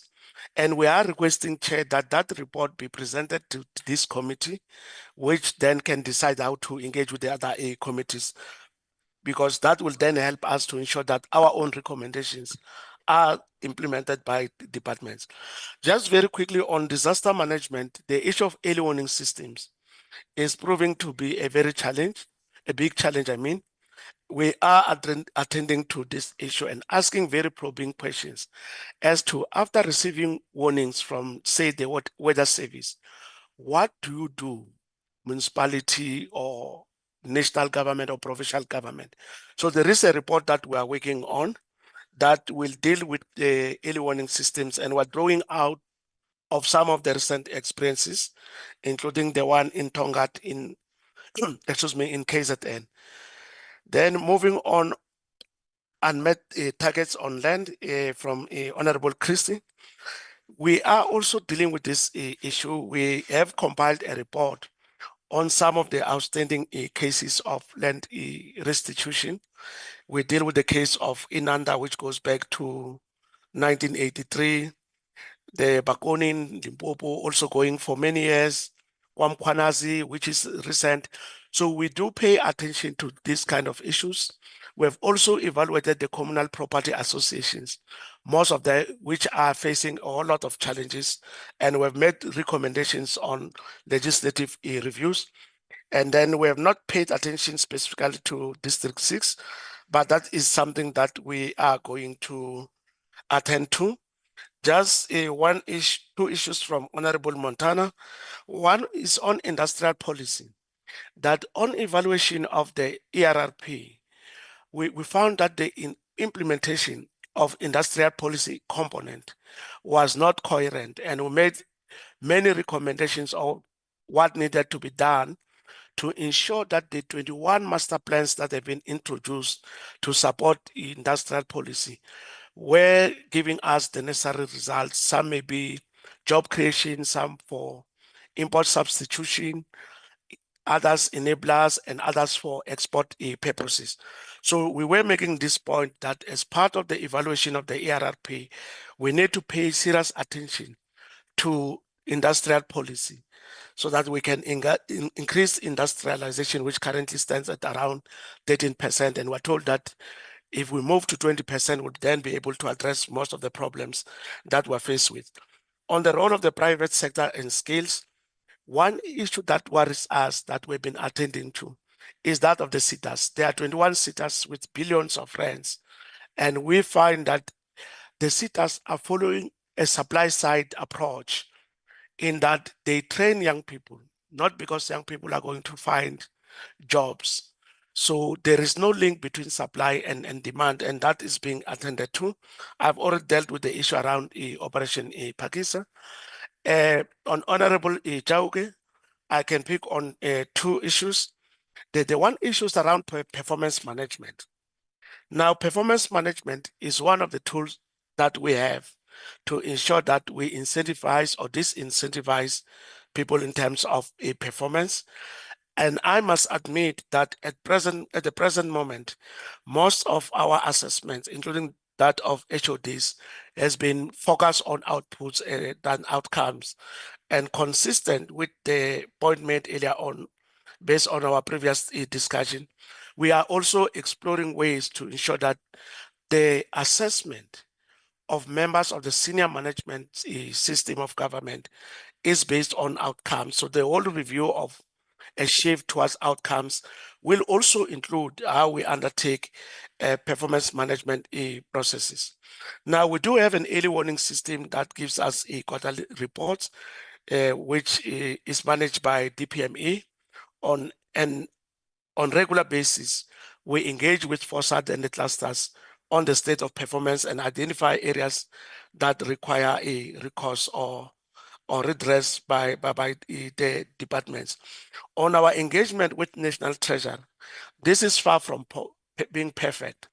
South Africa is the only country where there is a separation between planning and budgeting. What we've seen in all other African countries is that this is usually centralized at Treasury, that like it used to be the case in the past. So we are doing our utmost best to engage with National Treasury.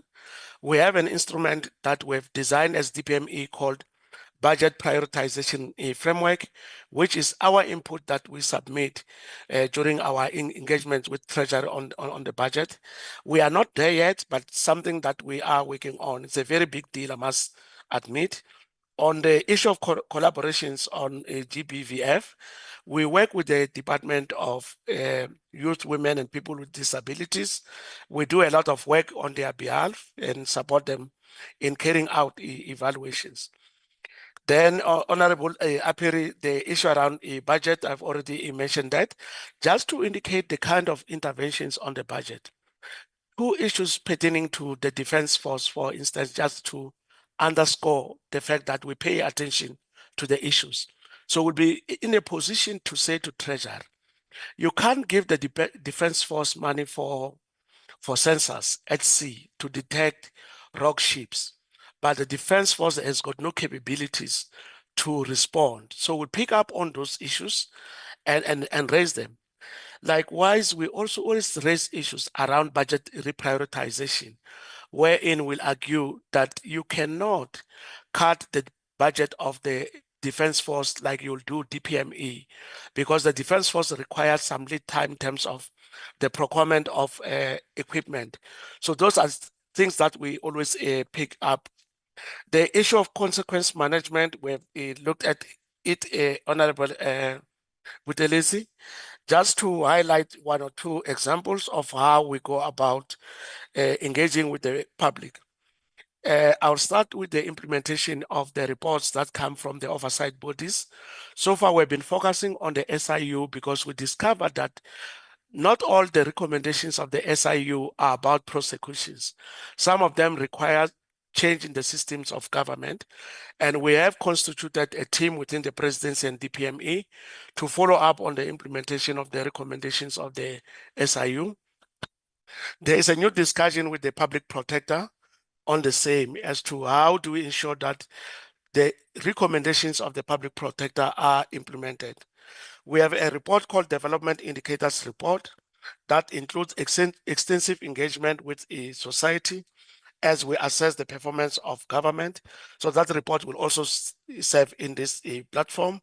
We work with GCIS, who do a lot of work to gauge the public mood. We could do better as DPME, but this is not so owing to the lack of resources. Hence, we rely on these collaborations with other state entities.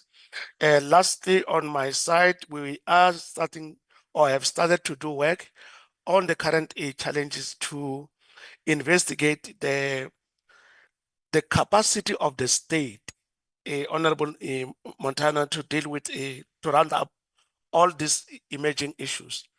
At the center of everything is the capacity of the state with respect to the issue of sponsorships, the mining challenge that we're facing.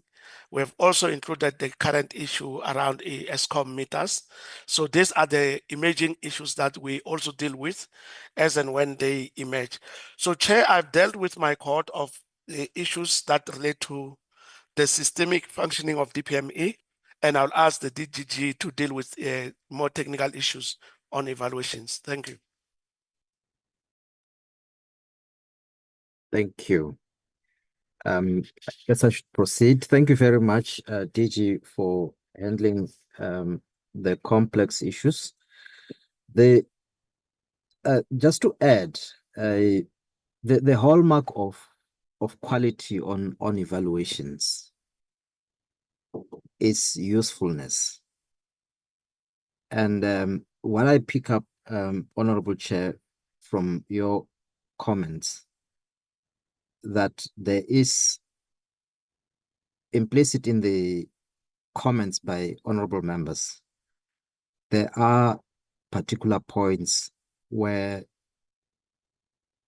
of weakness or limitations that need to be attended to as we improve the system of evaluation, which we have noted. But I'm saying that so that we can then appreciate the comments of the committee, because the committee, as it is the has an important interface with the work of the department in strengthening accountability and also effectiveness of programs in delivering what they have to deliver. So that extends to the teeth that the committee was asking about as to what mechanisms do we have to hold departments to account and implement the recommendations from evaluations or monitoring and evaluations. So the presentation here is also meant to complement the work of the committee on the oversight and accountability mechanisms. So evaluations is an independent practice that responds to the question on why do departments do self-evaluations. It's an independent practice. The people that do evaluations in various departments or are doing evaluations in the offices of the Premier in the provinces are given tools to help them do their work independently and be in a position to produce findings, sometimes inconvenient findings, which must find a way into informing decisions on improvements.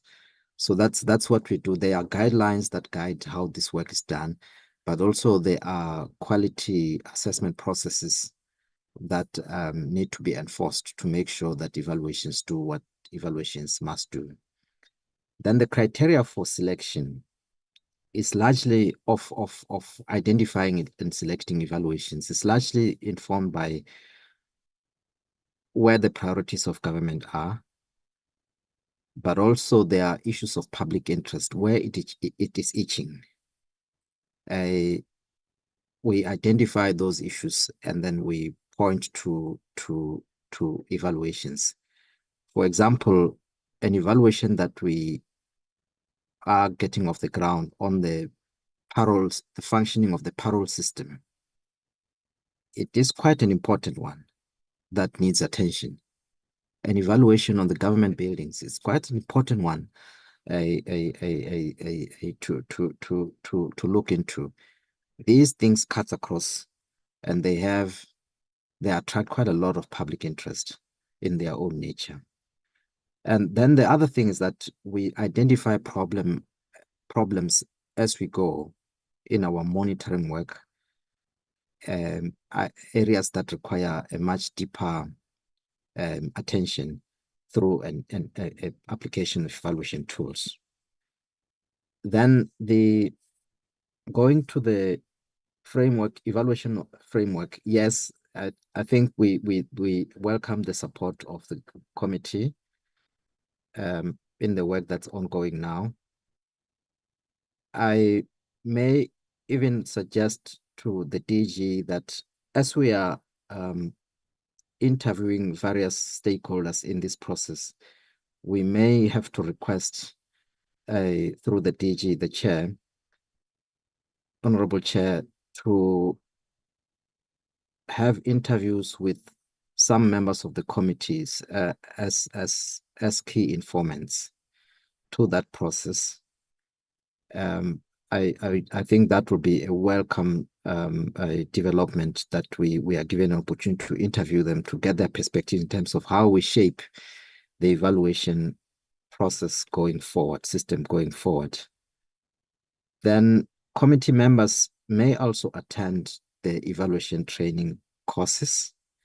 There is a mechanism that we have set up called the Twendembele, in Swahili meaning moving forward together. It's a cooperation that we have established with other African countries and also the African Development Bank and other technical support facilities, which we have used we use it for peer learning across countries in Africa on use of M&E in policy.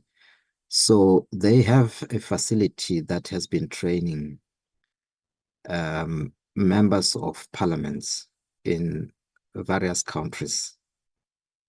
We may need to check with them if that facility is still available, and then we can make it we can make an offer based on their response. In terms of benchmarking, the work we're doing in Twendembele is helping us in learning and benchmarking within African countries, but also outside South Africa. Actually, South Africa produces a lot of material that is referenced all over the world in the space of evaluations. We have close interface with other practitioners in other countries where we learn together on practices of evaluation. There is also benchmarking that we will do as we review the framework for evaluation with a selected set of countries that have walked this journey with us, who have similar types of frameworks. It's important we do send them our guidelines as we review them for peer review. They do send theirs to us for peer review and exchange. So we find that to work very well.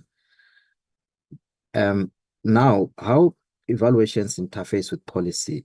Policy making can draw from a synthesis of evidence far beyond what is presented in an evaluation report. Evaluations, it's just one source of evidence, policy evidence. So that is why in some of this, for example, the youth employment program, we have said, before we take those recommendations forward, let us do a quick synthesis of available evidence in order to strengthen to draw, from various pieces of evidence in order to make much more concrete and comprehensive recommendations through the economic cluster. Then on the National Food and Nutrition Security Plan, yeah, I think there's a particular issue I wanted to respond to about limitations of central coordination and the importance of distributed systems. The evaluation in particular recommends both. There is a particular importance to centralized coordination in the way it's done here. It just needs to work well.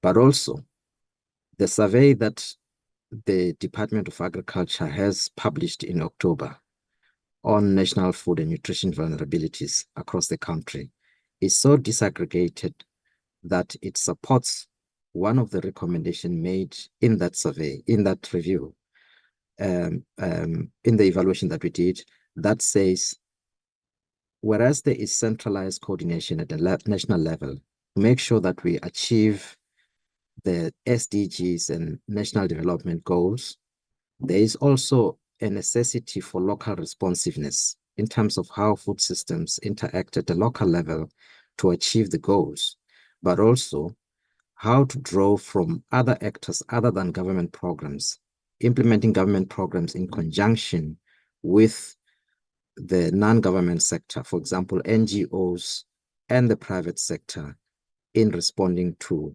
particular localities and vulnerabilities in specific places. The new data, according to the Department of Agriculture, helps it in redesigning this plan going forward to also be locally responsive. Something else to highlight is around that particular evaluation. Interestingly, it does respond to what I think Honorable one of the honorable members indicated here around a level of indicators. At which level? Is it operational processes or is it at outcome? Interestingly, that evaluation looked into implementation progress. It also looked at, while it does that, because it was a closeout, it also looked at macro indicators to say, at a national level, where are we? It gives us a sense of the timeline that says towards 2030. If we don't do anything drastic now, we are likely to miss the targets because we are so far behind in terms of implementation, but also in terms of how we are progressing on national development targets in that space. Then the last 2 points will be that on the industry of the food systems, Competition Commission in one of its inquiries has looked into the food sector, and there are interventions that would arise, I think, from the inquiries that the Competition Commission has been doing that concerns the point that Honorable Member made around the behavior of large firms and how systems are organized. So that issue is being attended elsewhere. And I think that maybe when the Department of Agriculture has an opportunity to brief a relevant parliamentary committee on the new or the draft new National Plan on Food and Nutrition Security, can then be able to explain how the new plan takes that recommendation arising from the commission inquiry, takes it into account in making sure that problems related to that are addressed. In monitoring recommendations, implementation of recommendations, there is a mechanism that has been set up by the DPME to ensure that improvement plans that are developed to implement evaluation recommendation have time frames. But because each implementation plan has a number of these actions, there are some that are more critical than others. So if we had to include everything here in the time frames, the presentation would have just been longer. But there are time frames that are embedded in there. And then the other reprieve is that the most critical recommendations get integrated into plans of departments going forward. Then the DPME does monitor. There is a mechanism for departments to report to DPME. We just have to enforce how that system works. It has certain weaknesses in terms of us monitoring and holding the departments down to implementation. But thank you very much. I hope I have addressed all the issues to fill the spaces that the DG has left. Thank you. Thank you very much, Honorable Dear.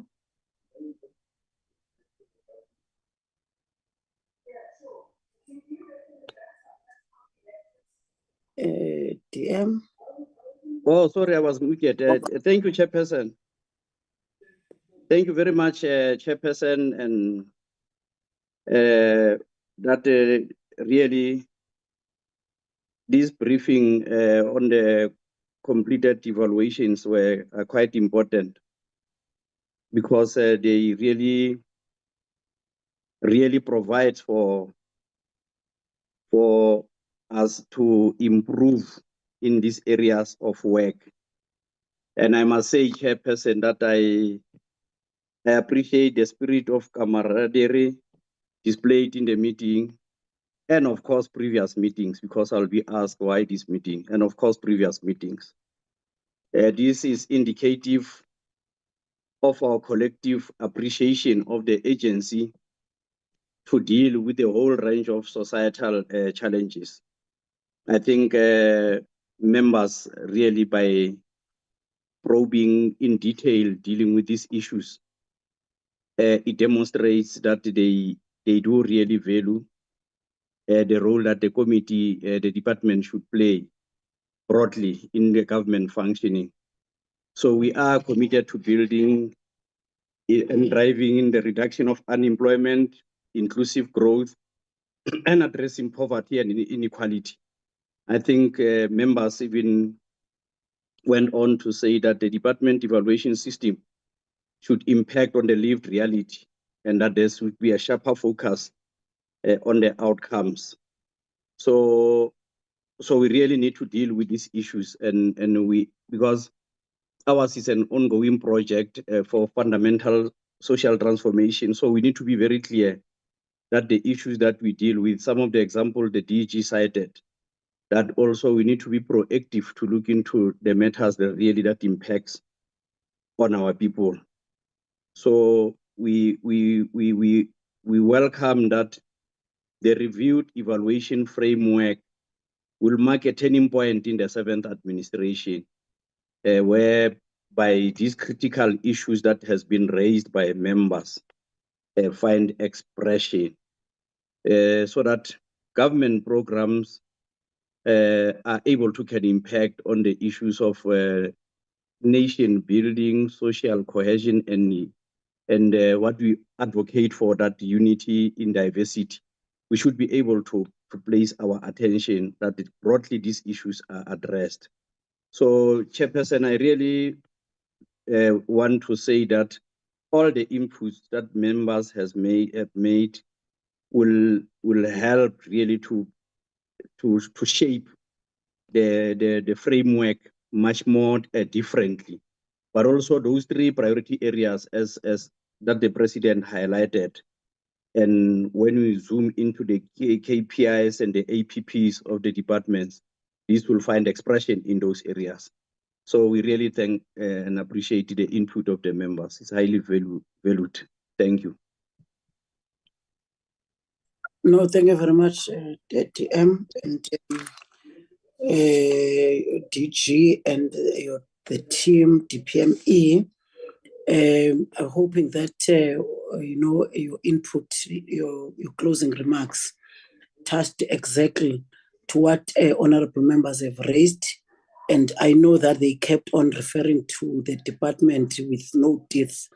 And I think that in the next quarter, which is next year in 2025, the department will have teeth like we have just said it now as part of the responsibility of this department. And at some point, as this portfolio committee will also invite through your reports some of the departments where we see that there's no improvement in terms of their implementation and obvious of programs. We will invite them because it's part of our responsibility. And I think now, thank you very much to all of you. We'll release yourselves at DM and your team. Will remain just to conclude some of our items of this portfolio committee. And thank you very much to all of you until we meet in the 3rd quarter next year in February. Thank you. Thank Thanks, you, Chair. Chair and members. Thanks. Thanks, Chair. Thanks, Chair and members. Honorable members, I think the next item is the consideration of a draft advert. I don't think so, Mandy. Okay. It's the or the tabling and the consideration of draft budgetary review and recommendations report on the performance and financial management of the dissolved Department of Public Enterprise. I suspect that is the last report in terms of this department. Nisi?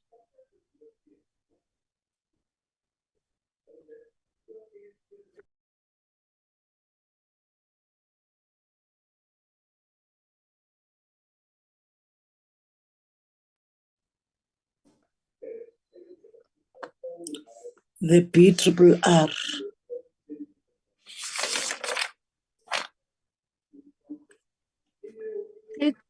Can members see the document? No, we can't see. We see your documents in your laptop.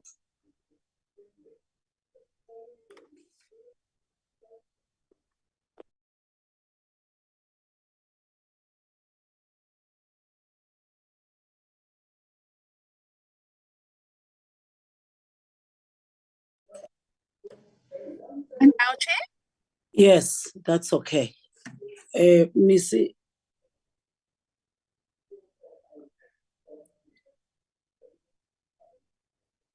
Who's presenting, Mandy?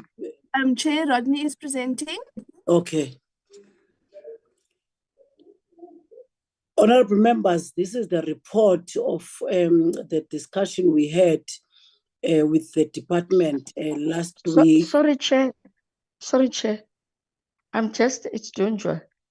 Are all staff members out? And because I see here, 26, and I don't think that is the total number of the committee. Before we start with the in-house report, can that be checked?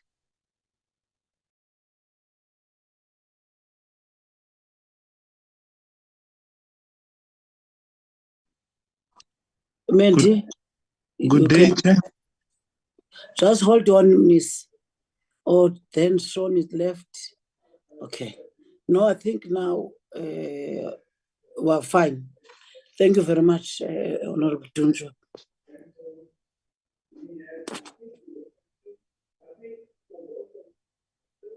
We can proceed, Miss.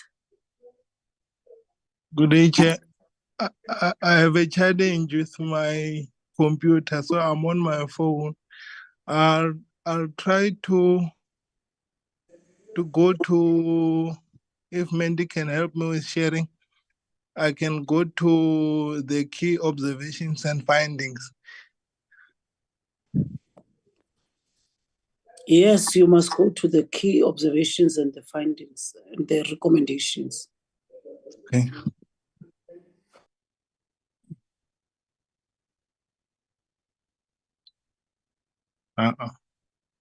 This is not there.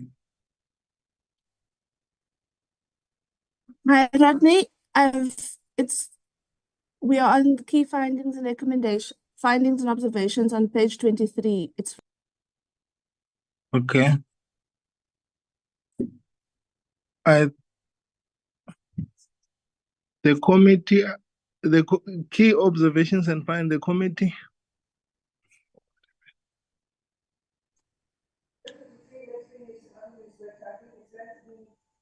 Oh.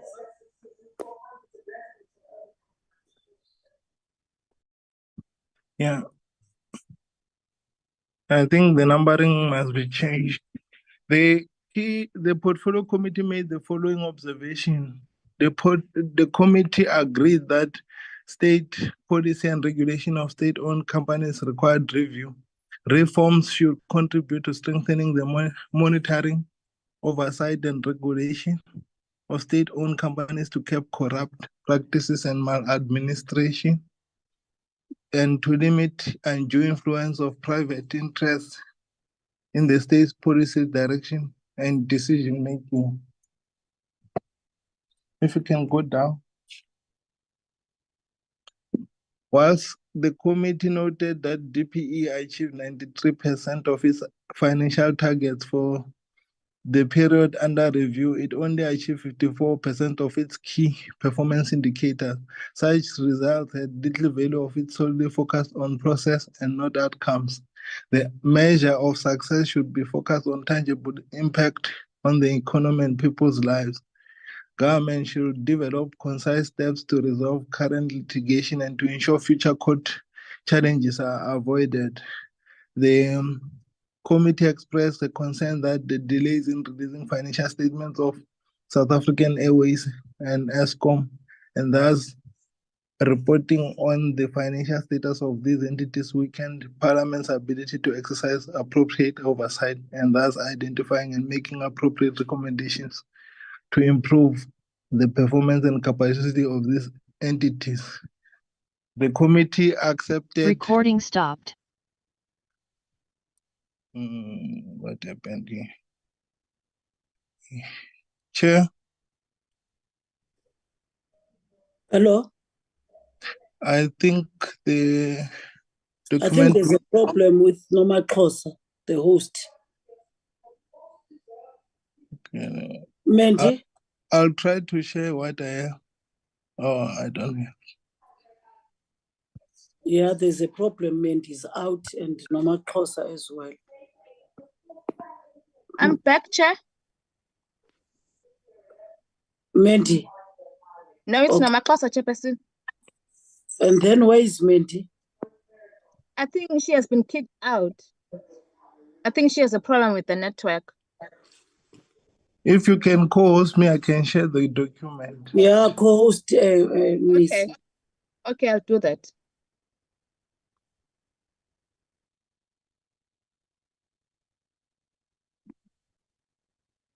Recording in progress.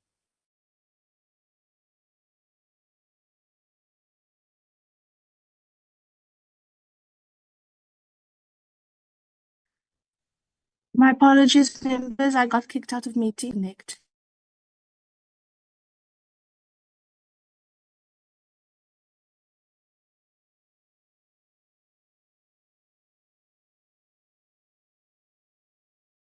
You can proceed, Miss. You were in now 8.1.4. The committee expressed concern that the delays in releasing financial statements of South African Airways and Eskom and that was on the financial reporting on the financial status of these entities, weaken Parliament's ability to exercise appropriate oversight, and thus identifying and making appropriate recommendations to improve the performance and capacity of these entities.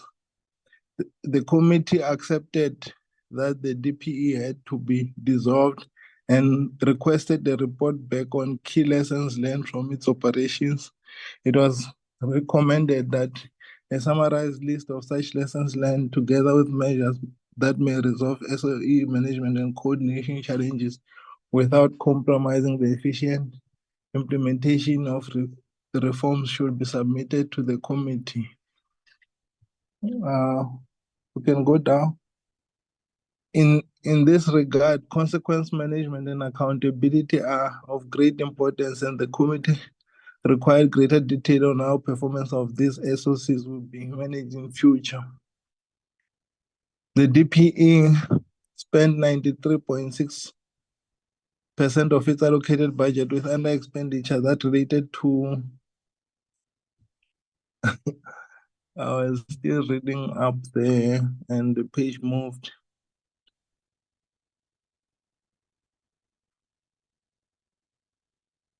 With under expenditure related to unfulfilled vacancies and cost containment, irregular expenditure of 446.5 and fruitless expenditure remain areas of concern.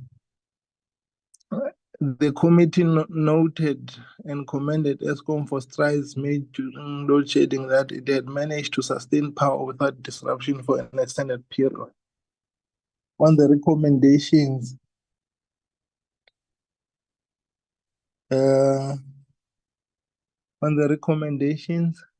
Mandy.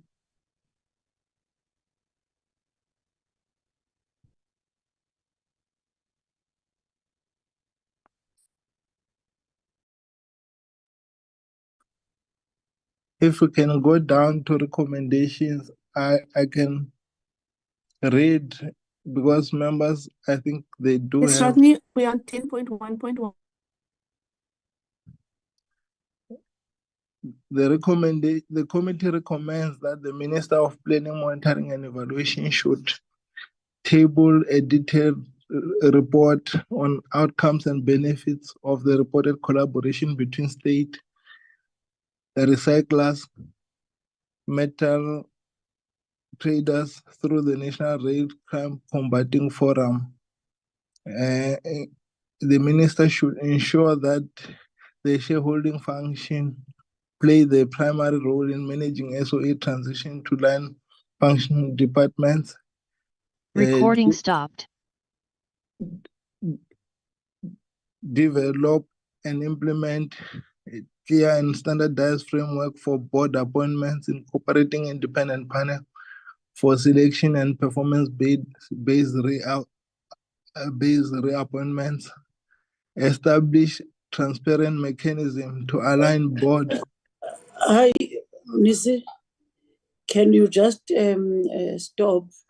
Because now there's no recording, Mandy is out. I saw Nomaxhosa also. Something is not right with their systems. They've been kicked out. I'm not sure whether they are in an area where there's no network, and that now the meeting is not recorded.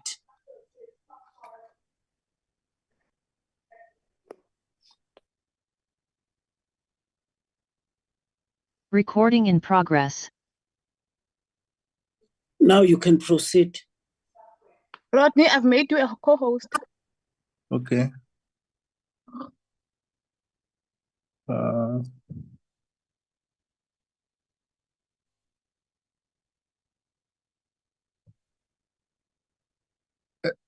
We were saying the minister should ensure timely submission of financial statements and performance reports for effective scrutiny by Parliament. Use audit findings to create actionable plans addressing recurring financial mismanagement issues. Reassess the national strategy balancing renewable energy goals with immediate needs to leverage South Africa's coast reserve effectively using low emission technologies, adopt global practices to limit undue political influence, allowing SOEs to operate efficiently while meeting their commercial and developmental objectives. Thank you, Chair.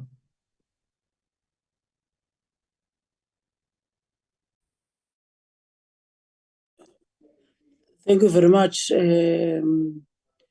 Mnisi. Honorable members, that's the BRRR report on the dissolved Department of Public Enterprises, which is now we only looked at the key findings and the observations, and importantly, the recommendations. Honorable members, I will take hands. I see the hand of Honorable Bergman. I'm not sure, Honorable Chauke, if your hand is a legacy hand or you want to speak on the report. Honorable Bergman. Chair, thank you very much. I must say, and I mean this with the greatest of respect, but for weeks now, I've been complaining about how we schedule our meetings and how we run accordingly. We're going to run over time, and I don't think we've even, this looks like faulty towers, if you ask me. If someone had to watch from the outside in, these recorded meetings, these Zoom meetings, they're not faint-hearted. But thank you for this opportunity. I think the report is almost a fair reflection of what we had discussed, except for the most material aspect, and that is that the state-owned entities bill, which would see the correct model being utilized. This committee, as I've said before, is not appraised sufficiently on what the four models were based on, in terms of the decentralized, the centralized, the hybrid, and what market sentiment, without going to a wider study group, just in terms of what we've discussed here, and in terms of what our researchers could come up with. I'm still of the opinion that we're nowhere near a final product, that before we go advertising the bill, this committee here, on the closure of the public enterprises, the Department of Public Enterprises, is in the midst of one model. We haven't even given this model a chance. The minister went to China, and now all of a sudden there's an improvement, should I say, on the original version. So I think we need to document in this report a recommendation that just takes us to what we discussed in terms of having a proper, whether it's called an in-committee meeting, whether it's called a study group, whatever it's called, maybe even a conference, a small conference, but that we write into the record, the BRRR, that this committee needs to oversight and investigate the best possible introduction to protect the future of state-owned entities. And I think that would be the best closing resolution for a department like that has really faced the utmost of challenges and has come out limping, dare I say, crawling. So please, if we can just find it as a further recommendation to include what I've said, I would really appreciate it. Thank you very much. That means, Honorable Bergman, you also adopt the report. Honorable Montana, I'm not sure, Honorable Chauke, if your hand has been up since in the first item. I will take Honorable Montana. Thanks, Chair. I think, I don't know, when I look at the report and I also look at the recommendations, I think it has cobbled up statements that are not connected, I mean, I don't know what lesson about, no political interference, what exactly is meant by that. From where some of us sit, I mean, the Department of Public Enterprises, it didn't do a good job, and I think that goes across a number of its entities. This report, other than at the top summarizing what the budget review and recommendations report should do, what Parliament should do in terms of the Section 5 of the Money Bills Act.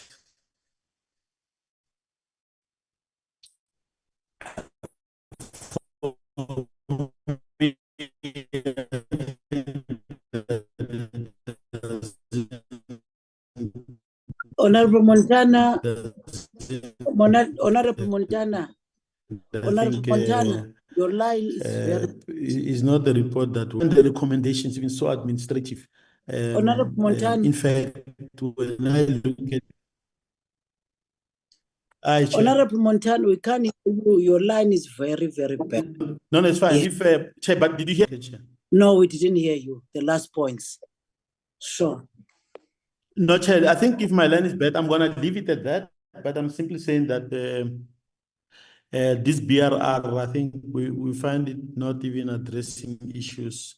I think we raised quite a number of issues, for example, about more specifically the strategic and the developmental role of SOEs. This report tells us about the committee having focused on the fight against corruption and maladministration. So it doesn't even represent, in my view, the totality of even what the committee has engaged, even in the few meetings that I've seen join the committee. So I think it's not the report that, I don't think it's a good report.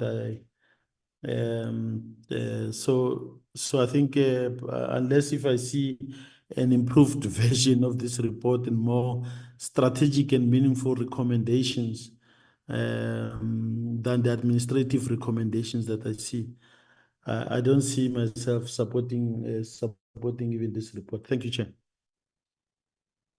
Thank you very much, Honorable Chauke.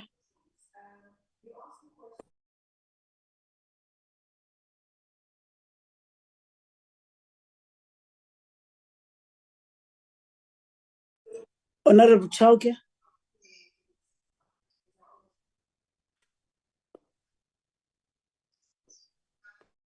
I think that is a legacy hand, Chair. It's been up all morning. Okay, thank you very much, Honorable Kama. Honorable members, I will take hands that adopt this report and obvious note what have been raised by Honorable Montana. They are not supporting the report. Honorable Apiri. Thanks, Chair. Thank you very much. I support the report, maybe with the amendments and the omissions. I think we need to mention the omissions that we have detected on the report, so that we adopt it, and then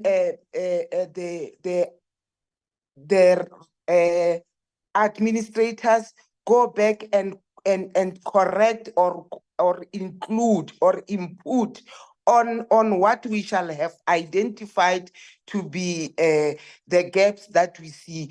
I don't think it's proper for us to say the entire report is not what we have deliberated on. Maybe honorable members who identify the gaps, let us assist the process to input on the gaps that we identify. But all in all, Chair, I support the report. No, thank you very much, Honorable Apiri. I see again the hand of Honorable Montana, or is the Montana is the legacy hand? Sorry, Chair, I think it is a legacy hand. Sorry. No, thank you very much, honorable members. The report has been adopted by Honorable Apiri and Obvious. The input by Honorable Bergman was that irrespective of the issues we had in terms of the bill that is before us, but the report still captured all the inputs by the portfolio committee. Then, honorable members, we're moving to the next item, Mandy. Sorry, Chair, if you can just minute what Mr. Montana said, that we reserve our rights on the report. No, I've noted it and I've said it. Thank you very much. Thank you. Okay. Apologies, Chair. A member must second the adoption of the report. I think that the input of Honorable Bergman was that they are comfortable with the report, even if he has not said the adoption of the report. But he said they've got they don't have issues with the report, but issues with the bill, and Obvious insisting and emphasis on the in committee that will be convened between now and January by ourselves, and Obvious an offline in committee or a study group type of arrangement. Honorable Bergman. Chair, thanks very much. Sorry, that was not an approval per se. I did say that I was fine with the report in terms of what was written already. What I was saying, though, is that I would want that recommendation added. And of course, it would be a bit difficult to approve something that I haven't seen. So I'll take the same route as my colleagues in the MK and just reserve for now until the BRRR debate. Thanks, Chair. Thank you very much. Any second, honorable members, for the report?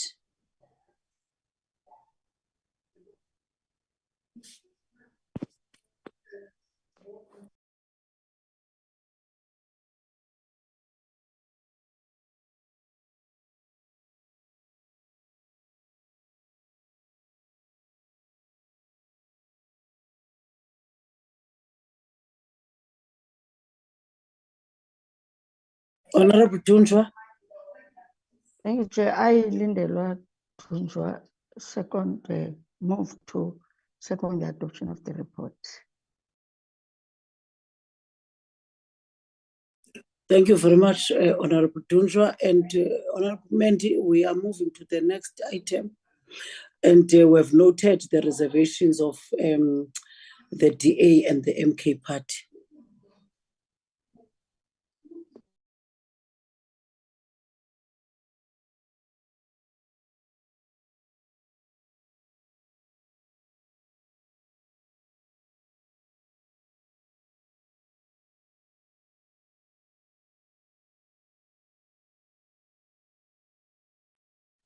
This is just the advert for the publication for public.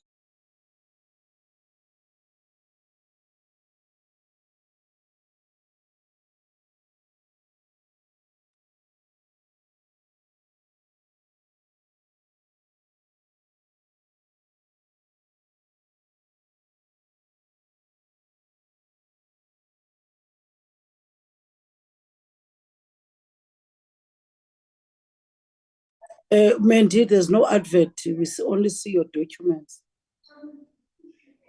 Can Honorable Bergman and Honorable Chauke lower your hands, please? Honorable Chauke, lower your hand. Chair, I actually wanted to make a proposal, please. Which proposal, Honorable Bergman?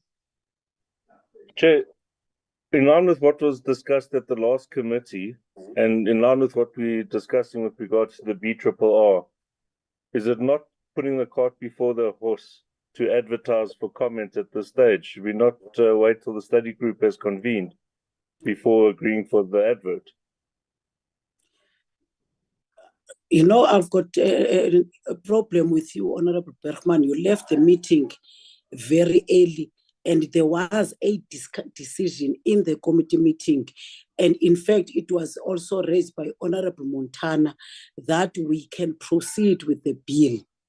And we all agreed in terms of parliament processes that we can't just reject a bill that have not been publicized and advertised for public participation. We have agreed in the meeting, we were not there. You were rushing for your flight to Gauteng to Johannesburg. And there was an agreement that we proceed with the bill as it is, and we'll wait at that time when, as the portfolio committee will then discuss clause by clause of the bill, and after then take a decision whether we reject the bill or not. And we've agreed in the meeting, and you were not there. And I thought that as a member of the DA, you have been Lantika got a communication with Honorable Christie that the bill we have agreed that it must proceed. You were not in the meeting, you left before the portfolio committee ended. And there was an agreement by portfolio committee members that we can proceed with the bill. And automatically, part of the standard procedure of Parliament, when we have agreed in the portfolio committee that we can proceed, we must then start to advertise and ask for comments and submissions from ordinary South Africans. And that is public participation. And that is also part of Parliament work. So you were not in the meeting, you left it before. You raised issues and you then left the meeting. And we have agreed also in terms of the in-committee that in the midst of all the activities, we will then proceed but have offline processes, which is the in-committee meeting that we have agreed upon as an offline discussion. Thank you, Chair. I'll reserve my comments then for after the discussion.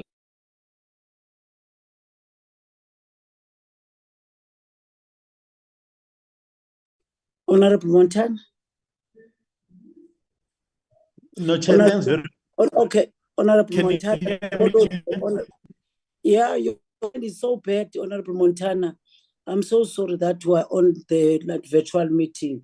Can you just get a space where your line will clear? No, I think. Yeah, you keep on breaking. My apologies. Yeah, but just quick, Chair, just to say you have summarized it well. We have our own reservations, but I think we'd agree that let the bill goes out there because there's a process. And parallel to that, there will be the engagement that Honorable Bergman referred to. And at the right time, I think we're still going to have our own inputs and bring our own inputs, contribute, take into account what the public is saying. So I think that period is coming. So I don't think we should necessarily stop the advert. Let's hear what people say, and then we interact with that. So that has been our view based on the understanding of our own process. It doesn't mean we accept the bill as it stands, but we think that's a process that should be followed. Thank you, Chair. Thank you, Honorable Montana. Honorable Tunjo. No, Chair, I think I fully support what Montana is saying. Let's continue with our work of ensuring the process is being adhered to as outlined in the rules. Then all other things will then follow. So I formally move to support the process of the bill, the advert as outlined. Second. Thank you, Honorable Tunja. Honorable Kama. I move to second Honorable Tunja that we go out with the public advert. And then we close on this topic. We go to the next item on the agenda, Chair. Thank you. No, thanks, Honorable Kama. Mandy, who's going to speak on the advert? I know that it was presented in the previous meetings, but I understand that the office of the House Chair have also advised that if the advert won't be advertised on newspapers and whatever, because it's almost the end of Lantika. We're closer to the holidays, but it will be then advertised for now through the Lantika, the social media, which is our Twitter, our website, the Twitter, on the Facebook and Twitters and whatever. But on the 3rd, on the first week of January, it will then go out and be publicized in all platforms, TVs and your papers and everywhere. But obviously, the due date for submissions, honorable members, will be the 14th of February, 2025. So that will give our public our to do their comments and also their submissions. So we have been advised that for now we'll only do it on our website and all social medias, but then in January, then it will be publicized in newspapers and TVs and whatever. And I will hand over to the Mendi and the team, Ms. Before that, Chair, before that, of Honorable Dunja and Honorable Montana. No, before that, Chair, it's just clarity. Because if you advertise it online, whatever process is now, you will be compelled, even in that, to say the deadline is this time. I'm not quite sure. I hope, let me not say I'm not sure. I hope even on those processes that it's going, the online processes that you have been advised, the deadline for submissions will be displayed so that we don't find ourselves as Parliament through this committee being litigated, taken to court by people who said, but we got it and there was never a deadline mentioned. So that which is January. That's the clarity that I'm seeking. Otherwise, I'm not against anything. It is just that area that I would appreciate if I'm explained. I hope I didn't misunderstood you. Thank you, Chair.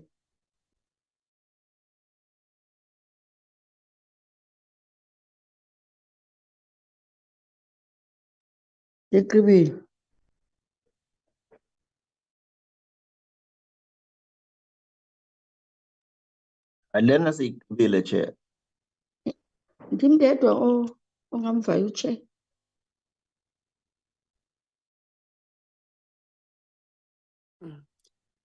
We missed the chairperson.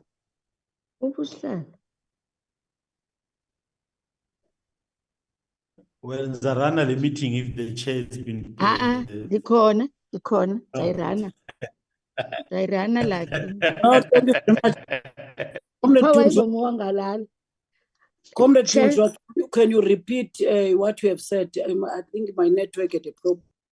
No, I was saying, Chair, if I heard you the latter part of saying it will then go out to newspapers, print media, and the closing date will be January. Now, but you have also said it can be then be put what is this? Social media or whatever. Now, my clarity was, are you also going to put there the deadline? Because if you don't put the deadline in the first process of it being circulated, the Parliament will be in trouble. And that's why I then said, I hope I didn't misunderstood you. If I didn't misunderstood you, I will humbly propose that even the first part, the deadline be reflected so that Parliament is not taken to court by people that said, but we were disadvantaged, we didn't know that the deadline, you know, when people want to have an issue with a bill, they just look onto all those minute things that we may have taken them for granted. So that is the clarity that I requested, Chair.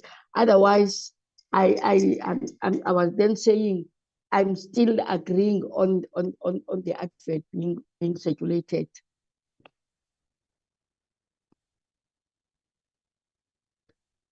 Undivile usihlalo. Kutheni xa ndithetha ngale bill usihlalo angafaki? You're No, not I've got, muted, Honorable Ginger. no. I was listening, Honorable. I will take the hand of Honorable Bergman and Montan. Chair, I'm not sure what brought about the slight hostilities there. My input is around actually trying to ensure that we do things properly. I did leave early, and I do have my colleague that's well briefed and well, that's well qualified to carry on that meeting. What I was saying is that in terms of a motion of desirability, or in terms of where we go, in terms of my input that was given before as well, I'm happy to go with what the group as a group decides, but you might be wasting some very, very valuable hours if we still have we ask for comment.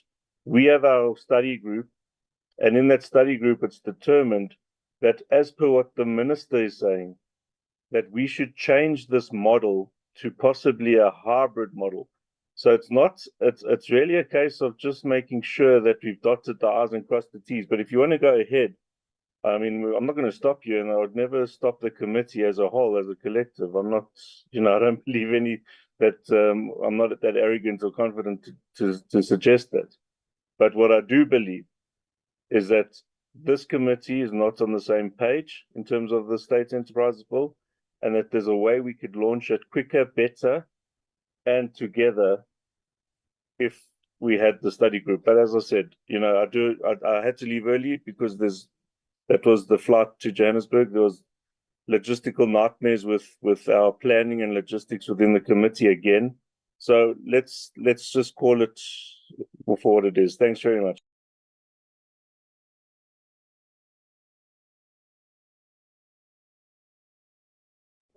Thank you, Honorable Bergman. Honorable Montana, then I will give just to speak. Thank you, Chair. Look, I don't think there's any contradiction, and I think that Honorable Bergman is within his rights to raise those issues. We respect that, and I think that the interactions will happen. I think we should proceed as we've said. The only thing, Chair, that that was said by Honorable Dunjwa, I think I fully support. I wanted to raise because there's an issue about the time frame, the 60 days. So the best way of dealing with that is to authorize as a committee, authorize the chair with the committee secretary to get the guidance of Parliament's legal advisor, so that the timing of the issuance of the advert is done, the timing is right, and then we maximize. Of course, we've also heard in the past where adverts have been placed in December in particular, that quite a lot of people, including businesses and law firms, have raised problems that, look, there was not that time, that period when offices are closed, they don't have sufficient time to reflect or resources even to make a contribution. But those we cannot solve now. The best way I would propose is that we authorize the chair with the guidance of Parliament's legal advisors. They find the perfect timing, make sure that we are within the rules, and the advert is out there for people to interact with it, and then we'll have our time as Parliament as members of Parliament to make our own contribution to when we go even clause by clause, we'll have the time. And I'm hoping that, as the Minister made the commitment, that it create opportunities for us to interact with the department on the policy side, and also raised. And when the time to change or to take into account what the public had proposed, then we do that. So I don't see any contradiction.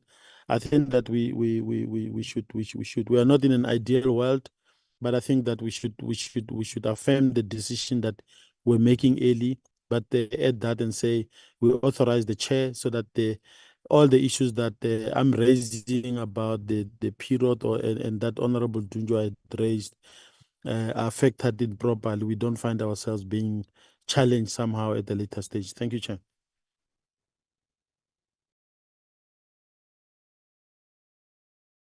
No, thank you very much, Honorable Montana. I think, honorable members, rest assured, the legal services of Parliament have looked at the timeframes in terms of this advert, and they gave us a go-ahead to proceed with the Lantica, with the advert, and obvious with its timeframes. And they're always part of these meetings as well. But I will then give Mwepe to speak on the issues. Mwepe. Good afternoon, Chairperson and honorable members. Mine was just to say, Chair, just to concur with Honorable Montana around the timing of the advert. Yes, we believe now is December. And at the same time, again, just to go back to the point that we have raised of either advertising on social media, and then allow the other advert to run on the national newspapers and maybe on TV. Chair, I would request that maybe the committee just advertise this advert second week of or first week of January, so that everyone is given a fair opportunity to make comments. So that's what I would like to propose to the committee. Thank you, Mwepe. Honorable Arnold, I think, I'm not sure it's truly Arnold. Good morning, Chair. Good morning, honorable members. It's Adla Arnold from Legal Services. Just to touch on the advert and the question with regards to the time and when we are running this advert. As Mandy has indicated, we will advertise on the 29th, right? Now, the first advert, we are going to do it solely on social media. And then thereafter, in January, we will do newspapers and the likes. And one of the reasons, and Mandy has indicated that she has spoken to the Office of House Chair. And one of the reasons why we're doing that, there's two reasons. First, as the honourable members have indicated, we don't want to be accused of advertising over December period, and people have not had sufficient opportunity to respond. But also so we're having this first advert, right? And the cost of the first advert is substantially less than the second one, which will be in newspapers. So from an SEM point of view, in order to not waste costs, we will have the first one, social media, and then thereafter we will have the newspaper advert, which will cost money. However, the advert will indicate that the deadline is by no later than the 14th of February. So essentially, yes, there is two adverts, but we are giving a substantially longer period of time for the public to respond and to give their inputs and to meaningfully engage in our public participation process, as we need to remember the question which is always asked is whether we have given a reasonable opportunity for the public. Thank you, Chair. Thank you, honourable members. I hope I've answered the question or the issue that has been raised. Thank you very much, Arnold. Honourable Dunjo. No, thank you, Chair. I just want to I think my concern have been raised. And I'm comfortable with that. But the person who spoke before the legal person, is it a member? Or is it your committee staff?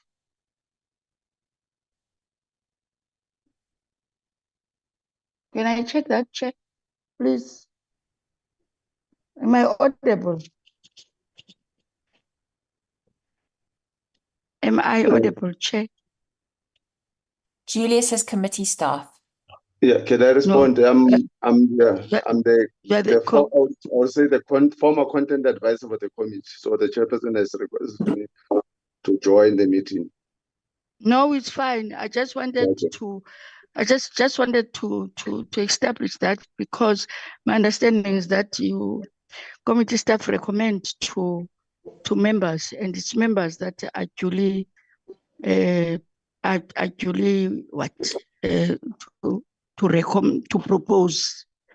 So when you propose second, you recommend, and I'm making an example, Dunjwa, then propose your recommendation, and Honorable Mutana second.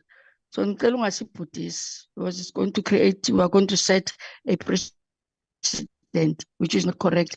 Otherwise, Comrade Chair, I'm sorry, Honorable Chair, I'm covered, and yeah, I think my concern has been addressed. Thank you. No, thank you very much, Honorable Dunjwa. Mwepe is part of the content advisors of the portfolio committee. I've been told that at some point he must always assist Mnisi and Mpapela as part of the team of content advisors. And comrade, honorable members, we don't have a researcher in this portfolio committee. For now, we only have content advisors.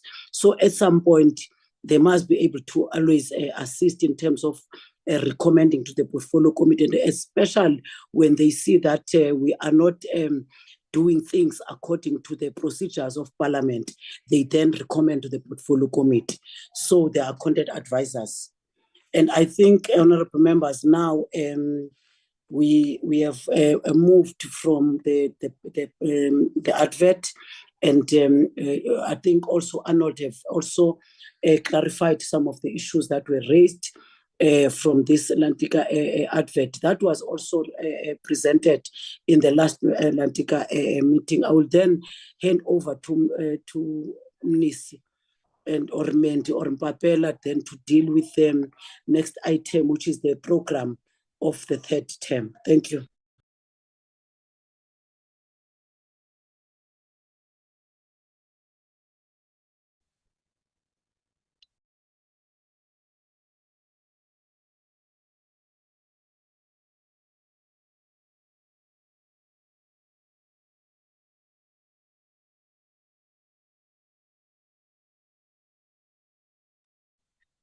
Chair, we've flagged the program. We have shared.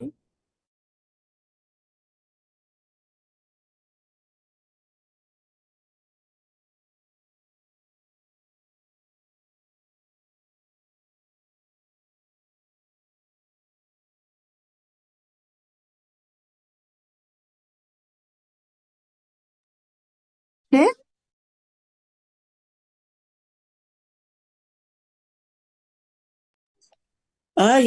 We don't see the program, Mendi. Only your documents in your laptop.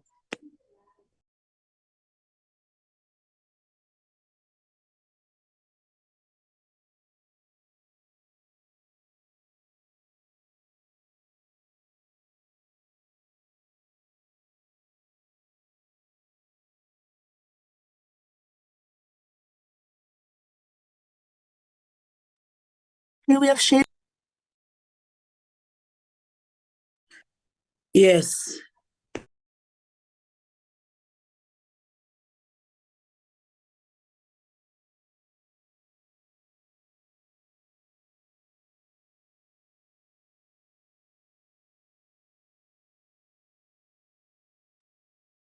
Okay, we have drawn up the portfolio, the program without, at the time of drafting the document, the parliamentary program was not, had not been released yet. So we do not have the exact dates of the first parliamentary term for 2025. But as soon as we get that document, we will then align the committee program with those dates. The other issue, Chair. the other issue, Chair, is that the House Chairperson has not issued his focus areas for portfolio committees. So we will also have to align the program with that. Be that as it may, Chair, the program includes the processing of the bill, which the committee needs to report on and seek permission from the House Chairperson to do, as well as other matters that the committee has to process. As explained earlier, the publication of the advert will be the 29th of November on social media platforms, and from the 3rd of January, not the 15th of January, it will be publicized in national newspapers, radio and television. The deadline for submissions is the 14th of February. On the 21st of February, the committee will receive an analysis of the State of the Nation address and its implication for the exercise of oversight over the Ministry and Department of Planning. If you can move up a little bit to the 21st of, yes, and then we will receive a briefing, the committee will receive a briefing by Statistics South Africa on the income and expenditure survey. On Wednesday, the 26th of February, the Content Support Team and Parliamentary Legal Services will give an overview of key matters emanating from the public submissions received on the bill, and the committee will also consider a proposed public hearings program. The second item will be an overview of the key and a presentation on the, but that's the same. Sorry, Chair, I will remove that one because that's the repeat. It's a repeat of the above. From the 4th until the 14th of March, Chair, for a 2-week period, we those dates are identified for public hearings. That also depends on the volume of comments. Of March, on the 19th of March, the department will formally respond to the public comment, and there will also be further input by Parliamentary Legal Advisor and Research and Content Support Team.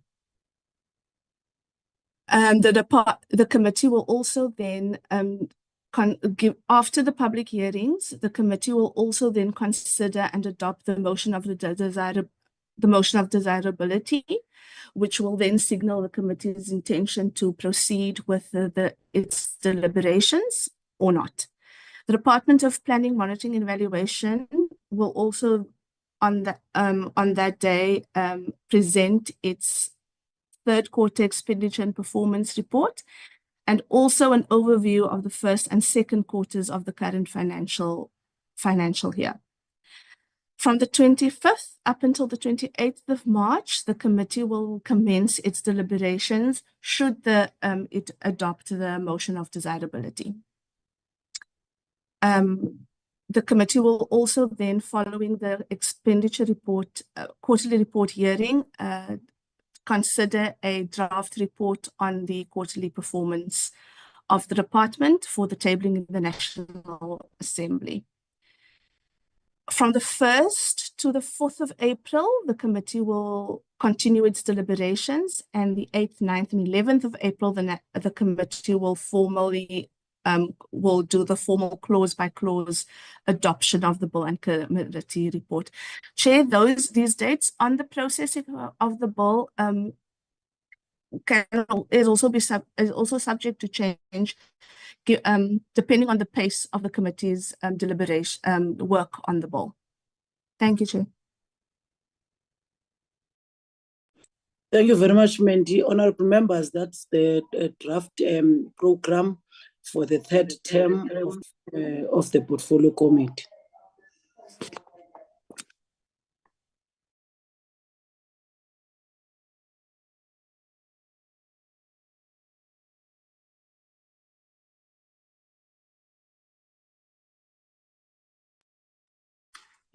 Thank you, Chair.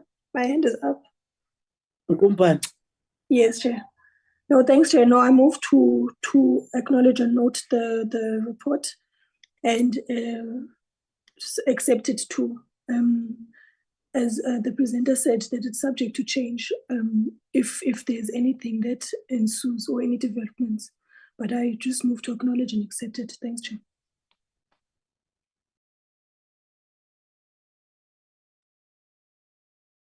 Honorable Apir.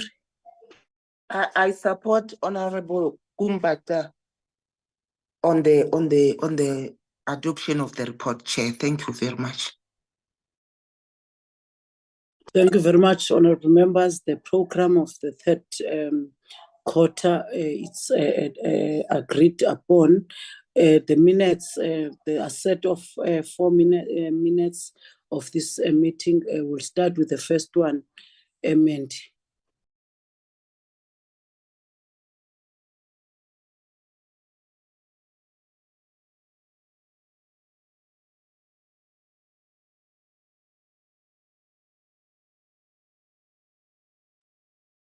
The first set is from the 11th of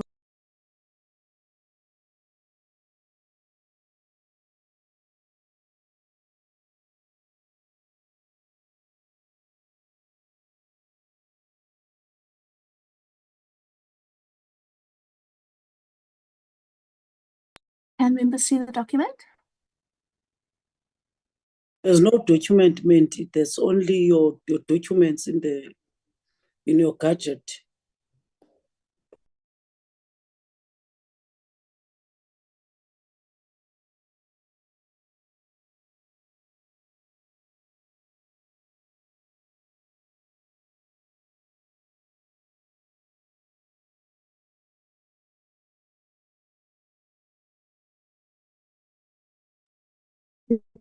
Chair, can members see? Yes, meant the minutes, honorable members, of the 11th of October 2024. You can go ahead, Mint.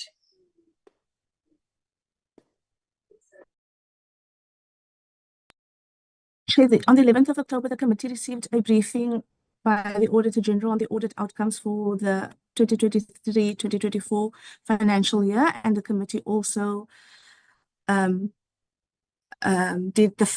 considered the advert, the previous advert for the bill.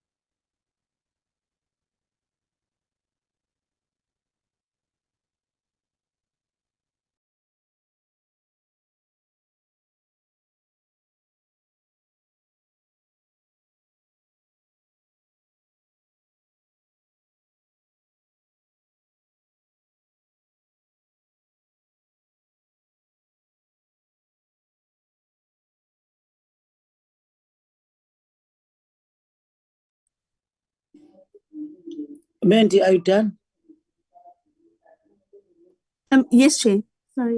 Honorable members, those are the minutes of the 11th of October, the AG's report that were presented before the Portfolio Committee, and also the National State Enterprise Bill, the introduction of the National State Enterprise Bill. Any issues from the minutes, honorable members?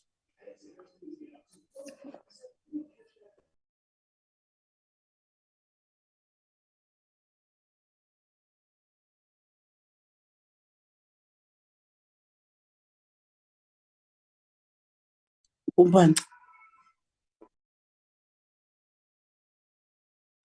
Thank you, Chair. The minutes are a true reflection of what transpired that day, so I therefore move to adopt them. Thanks, Chair.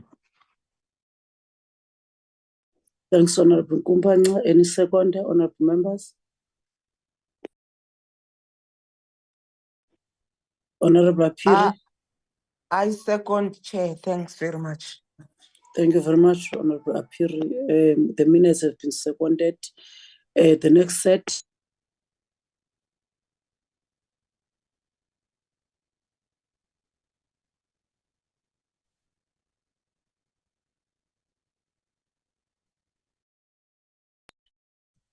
The next set is the 23rd of October, during which the Stats South Africa briefed the committee on its annual report, as well as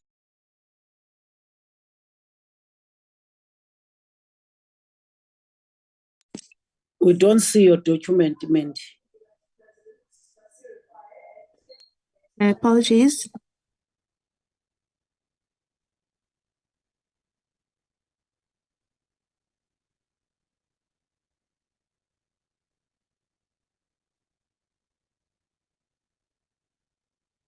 We've shared the chair.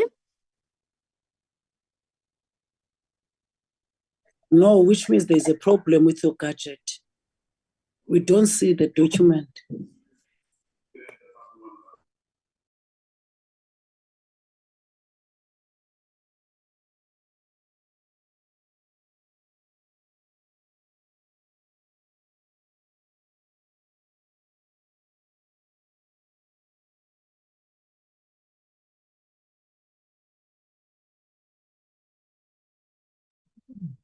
Can members see now? No.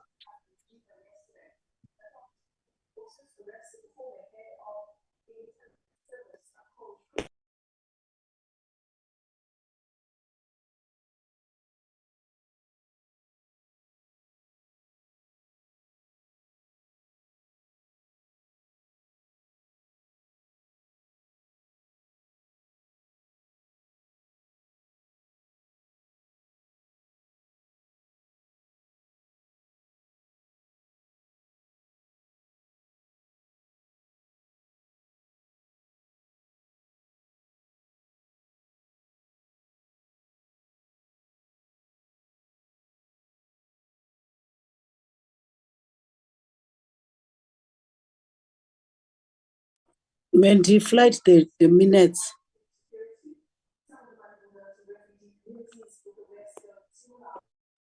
Yes, Chair, I'm doing it again.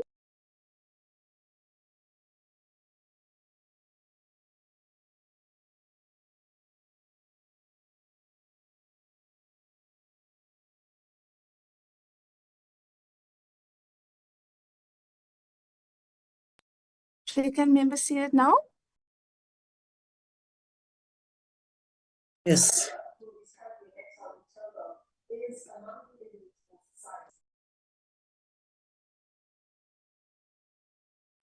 Chair, the minutes is for the 23rd of October, during which Stats South Africa briefed and Brand South Africa briefed the committee on their respective annual reports.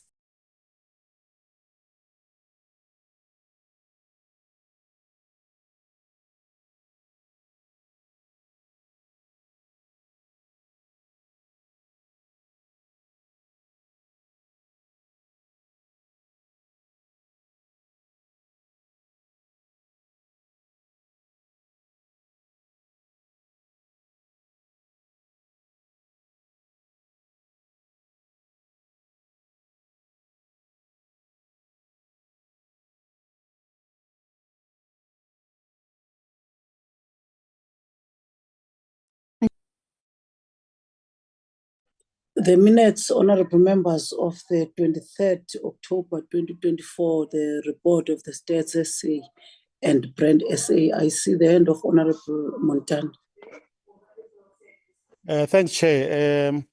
No, I think the minutes are a true reflection, but I think 4.2, 4.3, 4.4, it conflates all of that discussion We need to clean that up so that it can capture the issues properly. For example, it talks about census 22, but I think the statistician general was referring to certain data sets that were raised, not the entire census, because that has been issued. The issue about the private sector, I think it was a separate issue where some members recommended, for example, about the whether the possibility for monetization. That I think was the word that was used. So I think 4.2, 4.3, I'm not saying they're wrong, but I think that they're conflicting. They need to be sorted. And then I think from Brand South Africa, I think that the board member is honorable. It is Mr. Mtinde, MTI, not Mtunde. So I think yeah, those are some of the changes that I suggest we effect, Chair. No, thank you very much, Honorable Montana. Those issues will be corrected. Honorable members, any second to the minutes? With the, in fact, the corrections. Honorable Apiri. Chair, I second with the corrections made. Thank you, Honorable Apiri. Another set of minutes.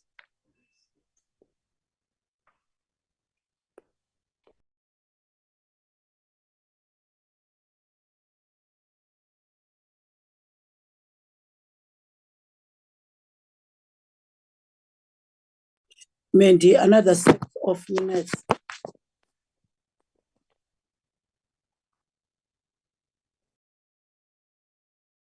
Yes, Chairperson,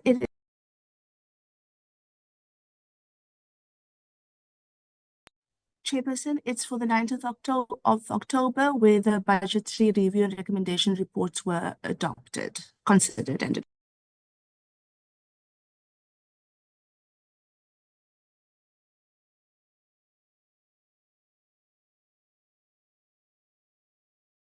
You can proceed.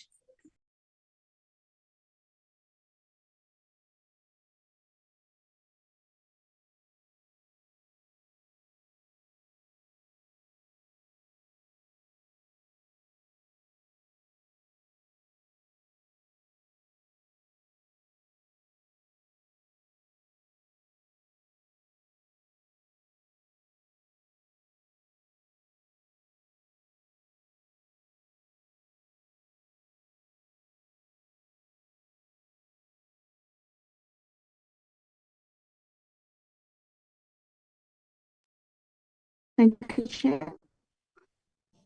Honorable members, the minutes of the 29th October was to adopt the BRRR's report of the States SA, the Brand SA, and the DPME. Any issues or corrections from the minutes, and we then adopt the set of minutes.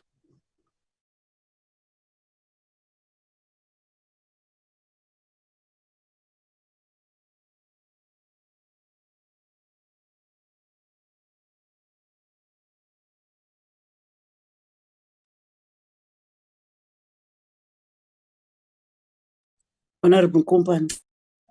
Oh, thank you, Chair. I move to adopt the minutes as the true reflection. Thanks, Chair. Any second, honorable members?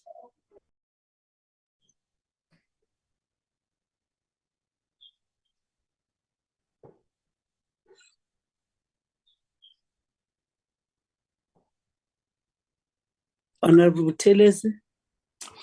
Honorable Chair, I support Honorable Kumbacha in adopting the minutes as a true reflection. Let's see if you were part of this meeting, Mehdi. Let's see if Honorable Buthelezi was part of the meeting. Can't remember. No,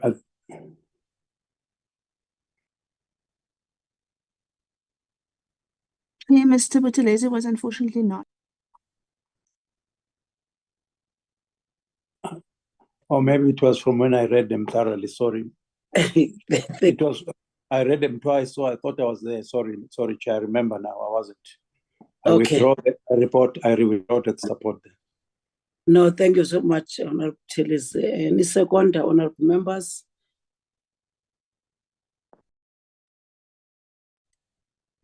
Honorable Apiri. I second, Honorable Chair. Thank you.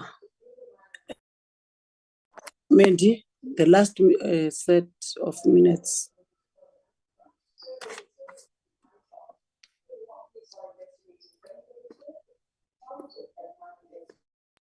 Okay, the last set of minutes is for last week, the 15th of November, during which DPME briefed the committee. The minister briefed the committee on the DPE annual report and the bill before the committee.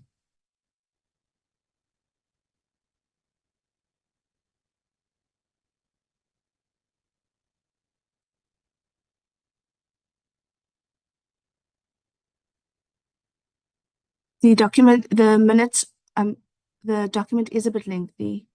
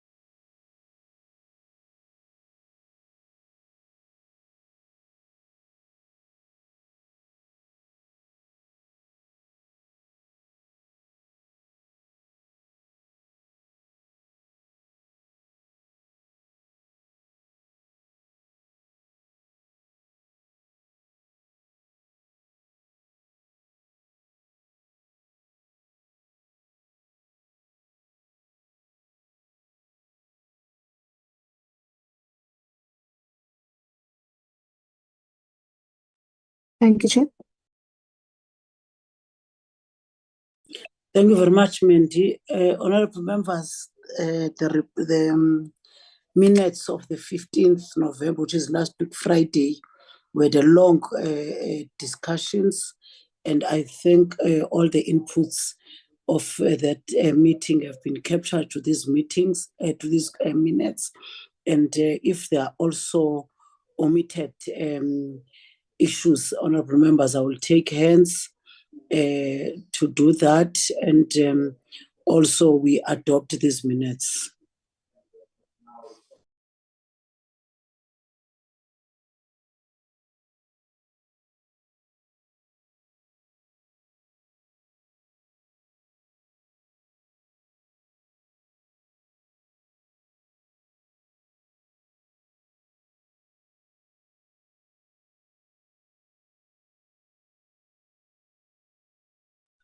Honorable members, I'm taking hands.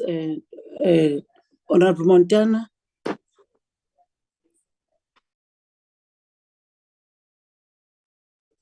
Followed by Thanks, Chair. Honorable.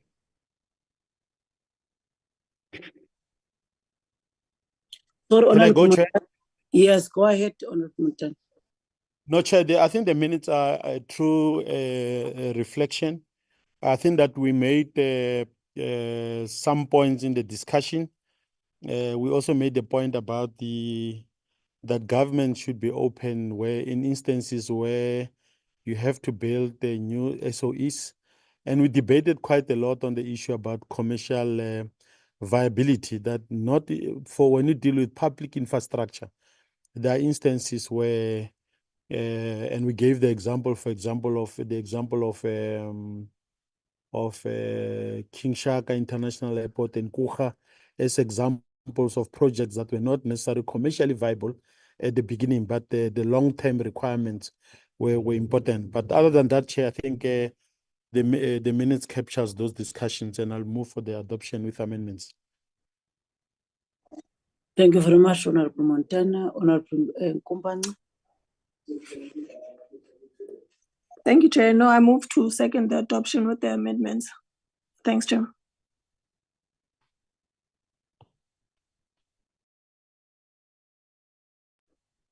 Thank you very much, Honorable Kumbana. Any item? I don't think there's an item now. I think we're done with the minutes, Honorable Mandy. Yes, Chair. Yes, Chair. There are no other items.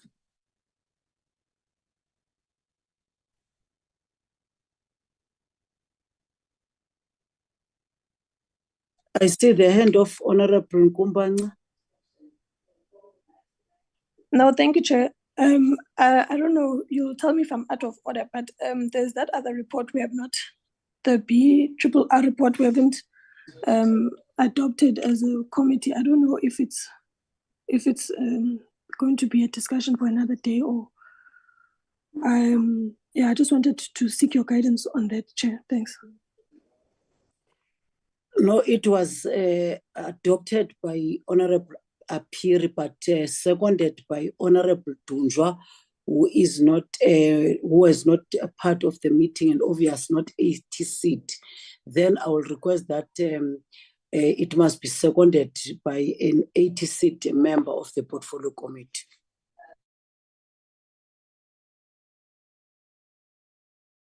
You can go ahead. Yes, Chair. Yes, Chair. Yeah, my point was on that, Chair. No, I moved to second that report. I was going there in terms of my point. Thanks, Chair. No, thank you very much, Honorable Kumbana. Honorable members, that's the end of our meeting.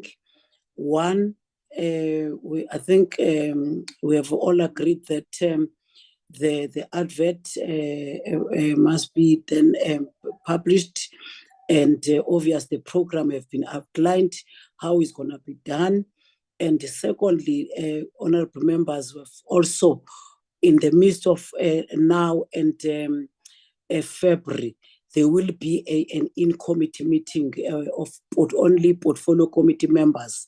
That will be then organized by myself and the team of the, like amendment, and will then apply to the House Chair just to discuss some of the issues that are serious issues of the bill, honorable members. That meeting will be convened. We still have time because I understand that we still have meetings and sittings of Parliament until the 5th or the 6th, and Parliament will be closed on the 13th. Then between now and the 13th of December, the in-committee meeting will be organized, a physical meeting in the precinct of Parliament, so that we also take each other into confidence on some of the issues that pertains the bill itself. And that meeting will be communicated to all honorable members, colleagues. But now we're at the end of our meeting. The meeting now, it's adjourned, and the time it's 13:13. And thank you very much to all of you honorable members. Your inputs are very important, and they will assist the development and progress of this country. We might think that we're fighting in this meeting, but we're assisting each other and obvious assist the country, because our portfolio committee, honorable members, is a very critical portfolio committee, and that oversee the departments in the presidents, and of which any input to this meeting. And obvious, at some point, we'll have different views, but it doesn't mean we're enemies, but we are assisting each other. But it's important that we always take each other into confidence. We will then communicate with honorable members, the in-committee meeting, to discuss further the issues that, that have to do with the bill itself. And thank you very much to all of you members, and also the colleagues. And obvious, sometimes the support staff, they will always come and advise and recommend to this portfolio. It doesn't mean that because there are staff members there, then they can't advise and only obvious recommend to the portfolio committee if they see that we are now detouring, we're not doing things according to the books of this parliament, and we must bear with them. And I want to apologize on their behalf, but thank you very much to yourself, colleagues, and all our support staff of the portfolio committee. The portfolio committee now, which is the last one in 2024, is adjourned, and thank you very much, honorable members. Thank you. Thank you. Thank you, Chair. Thank you, Chair. Long live Have the yourself Chair. a Merry Christmas. Merry Christmas. Re a leboga.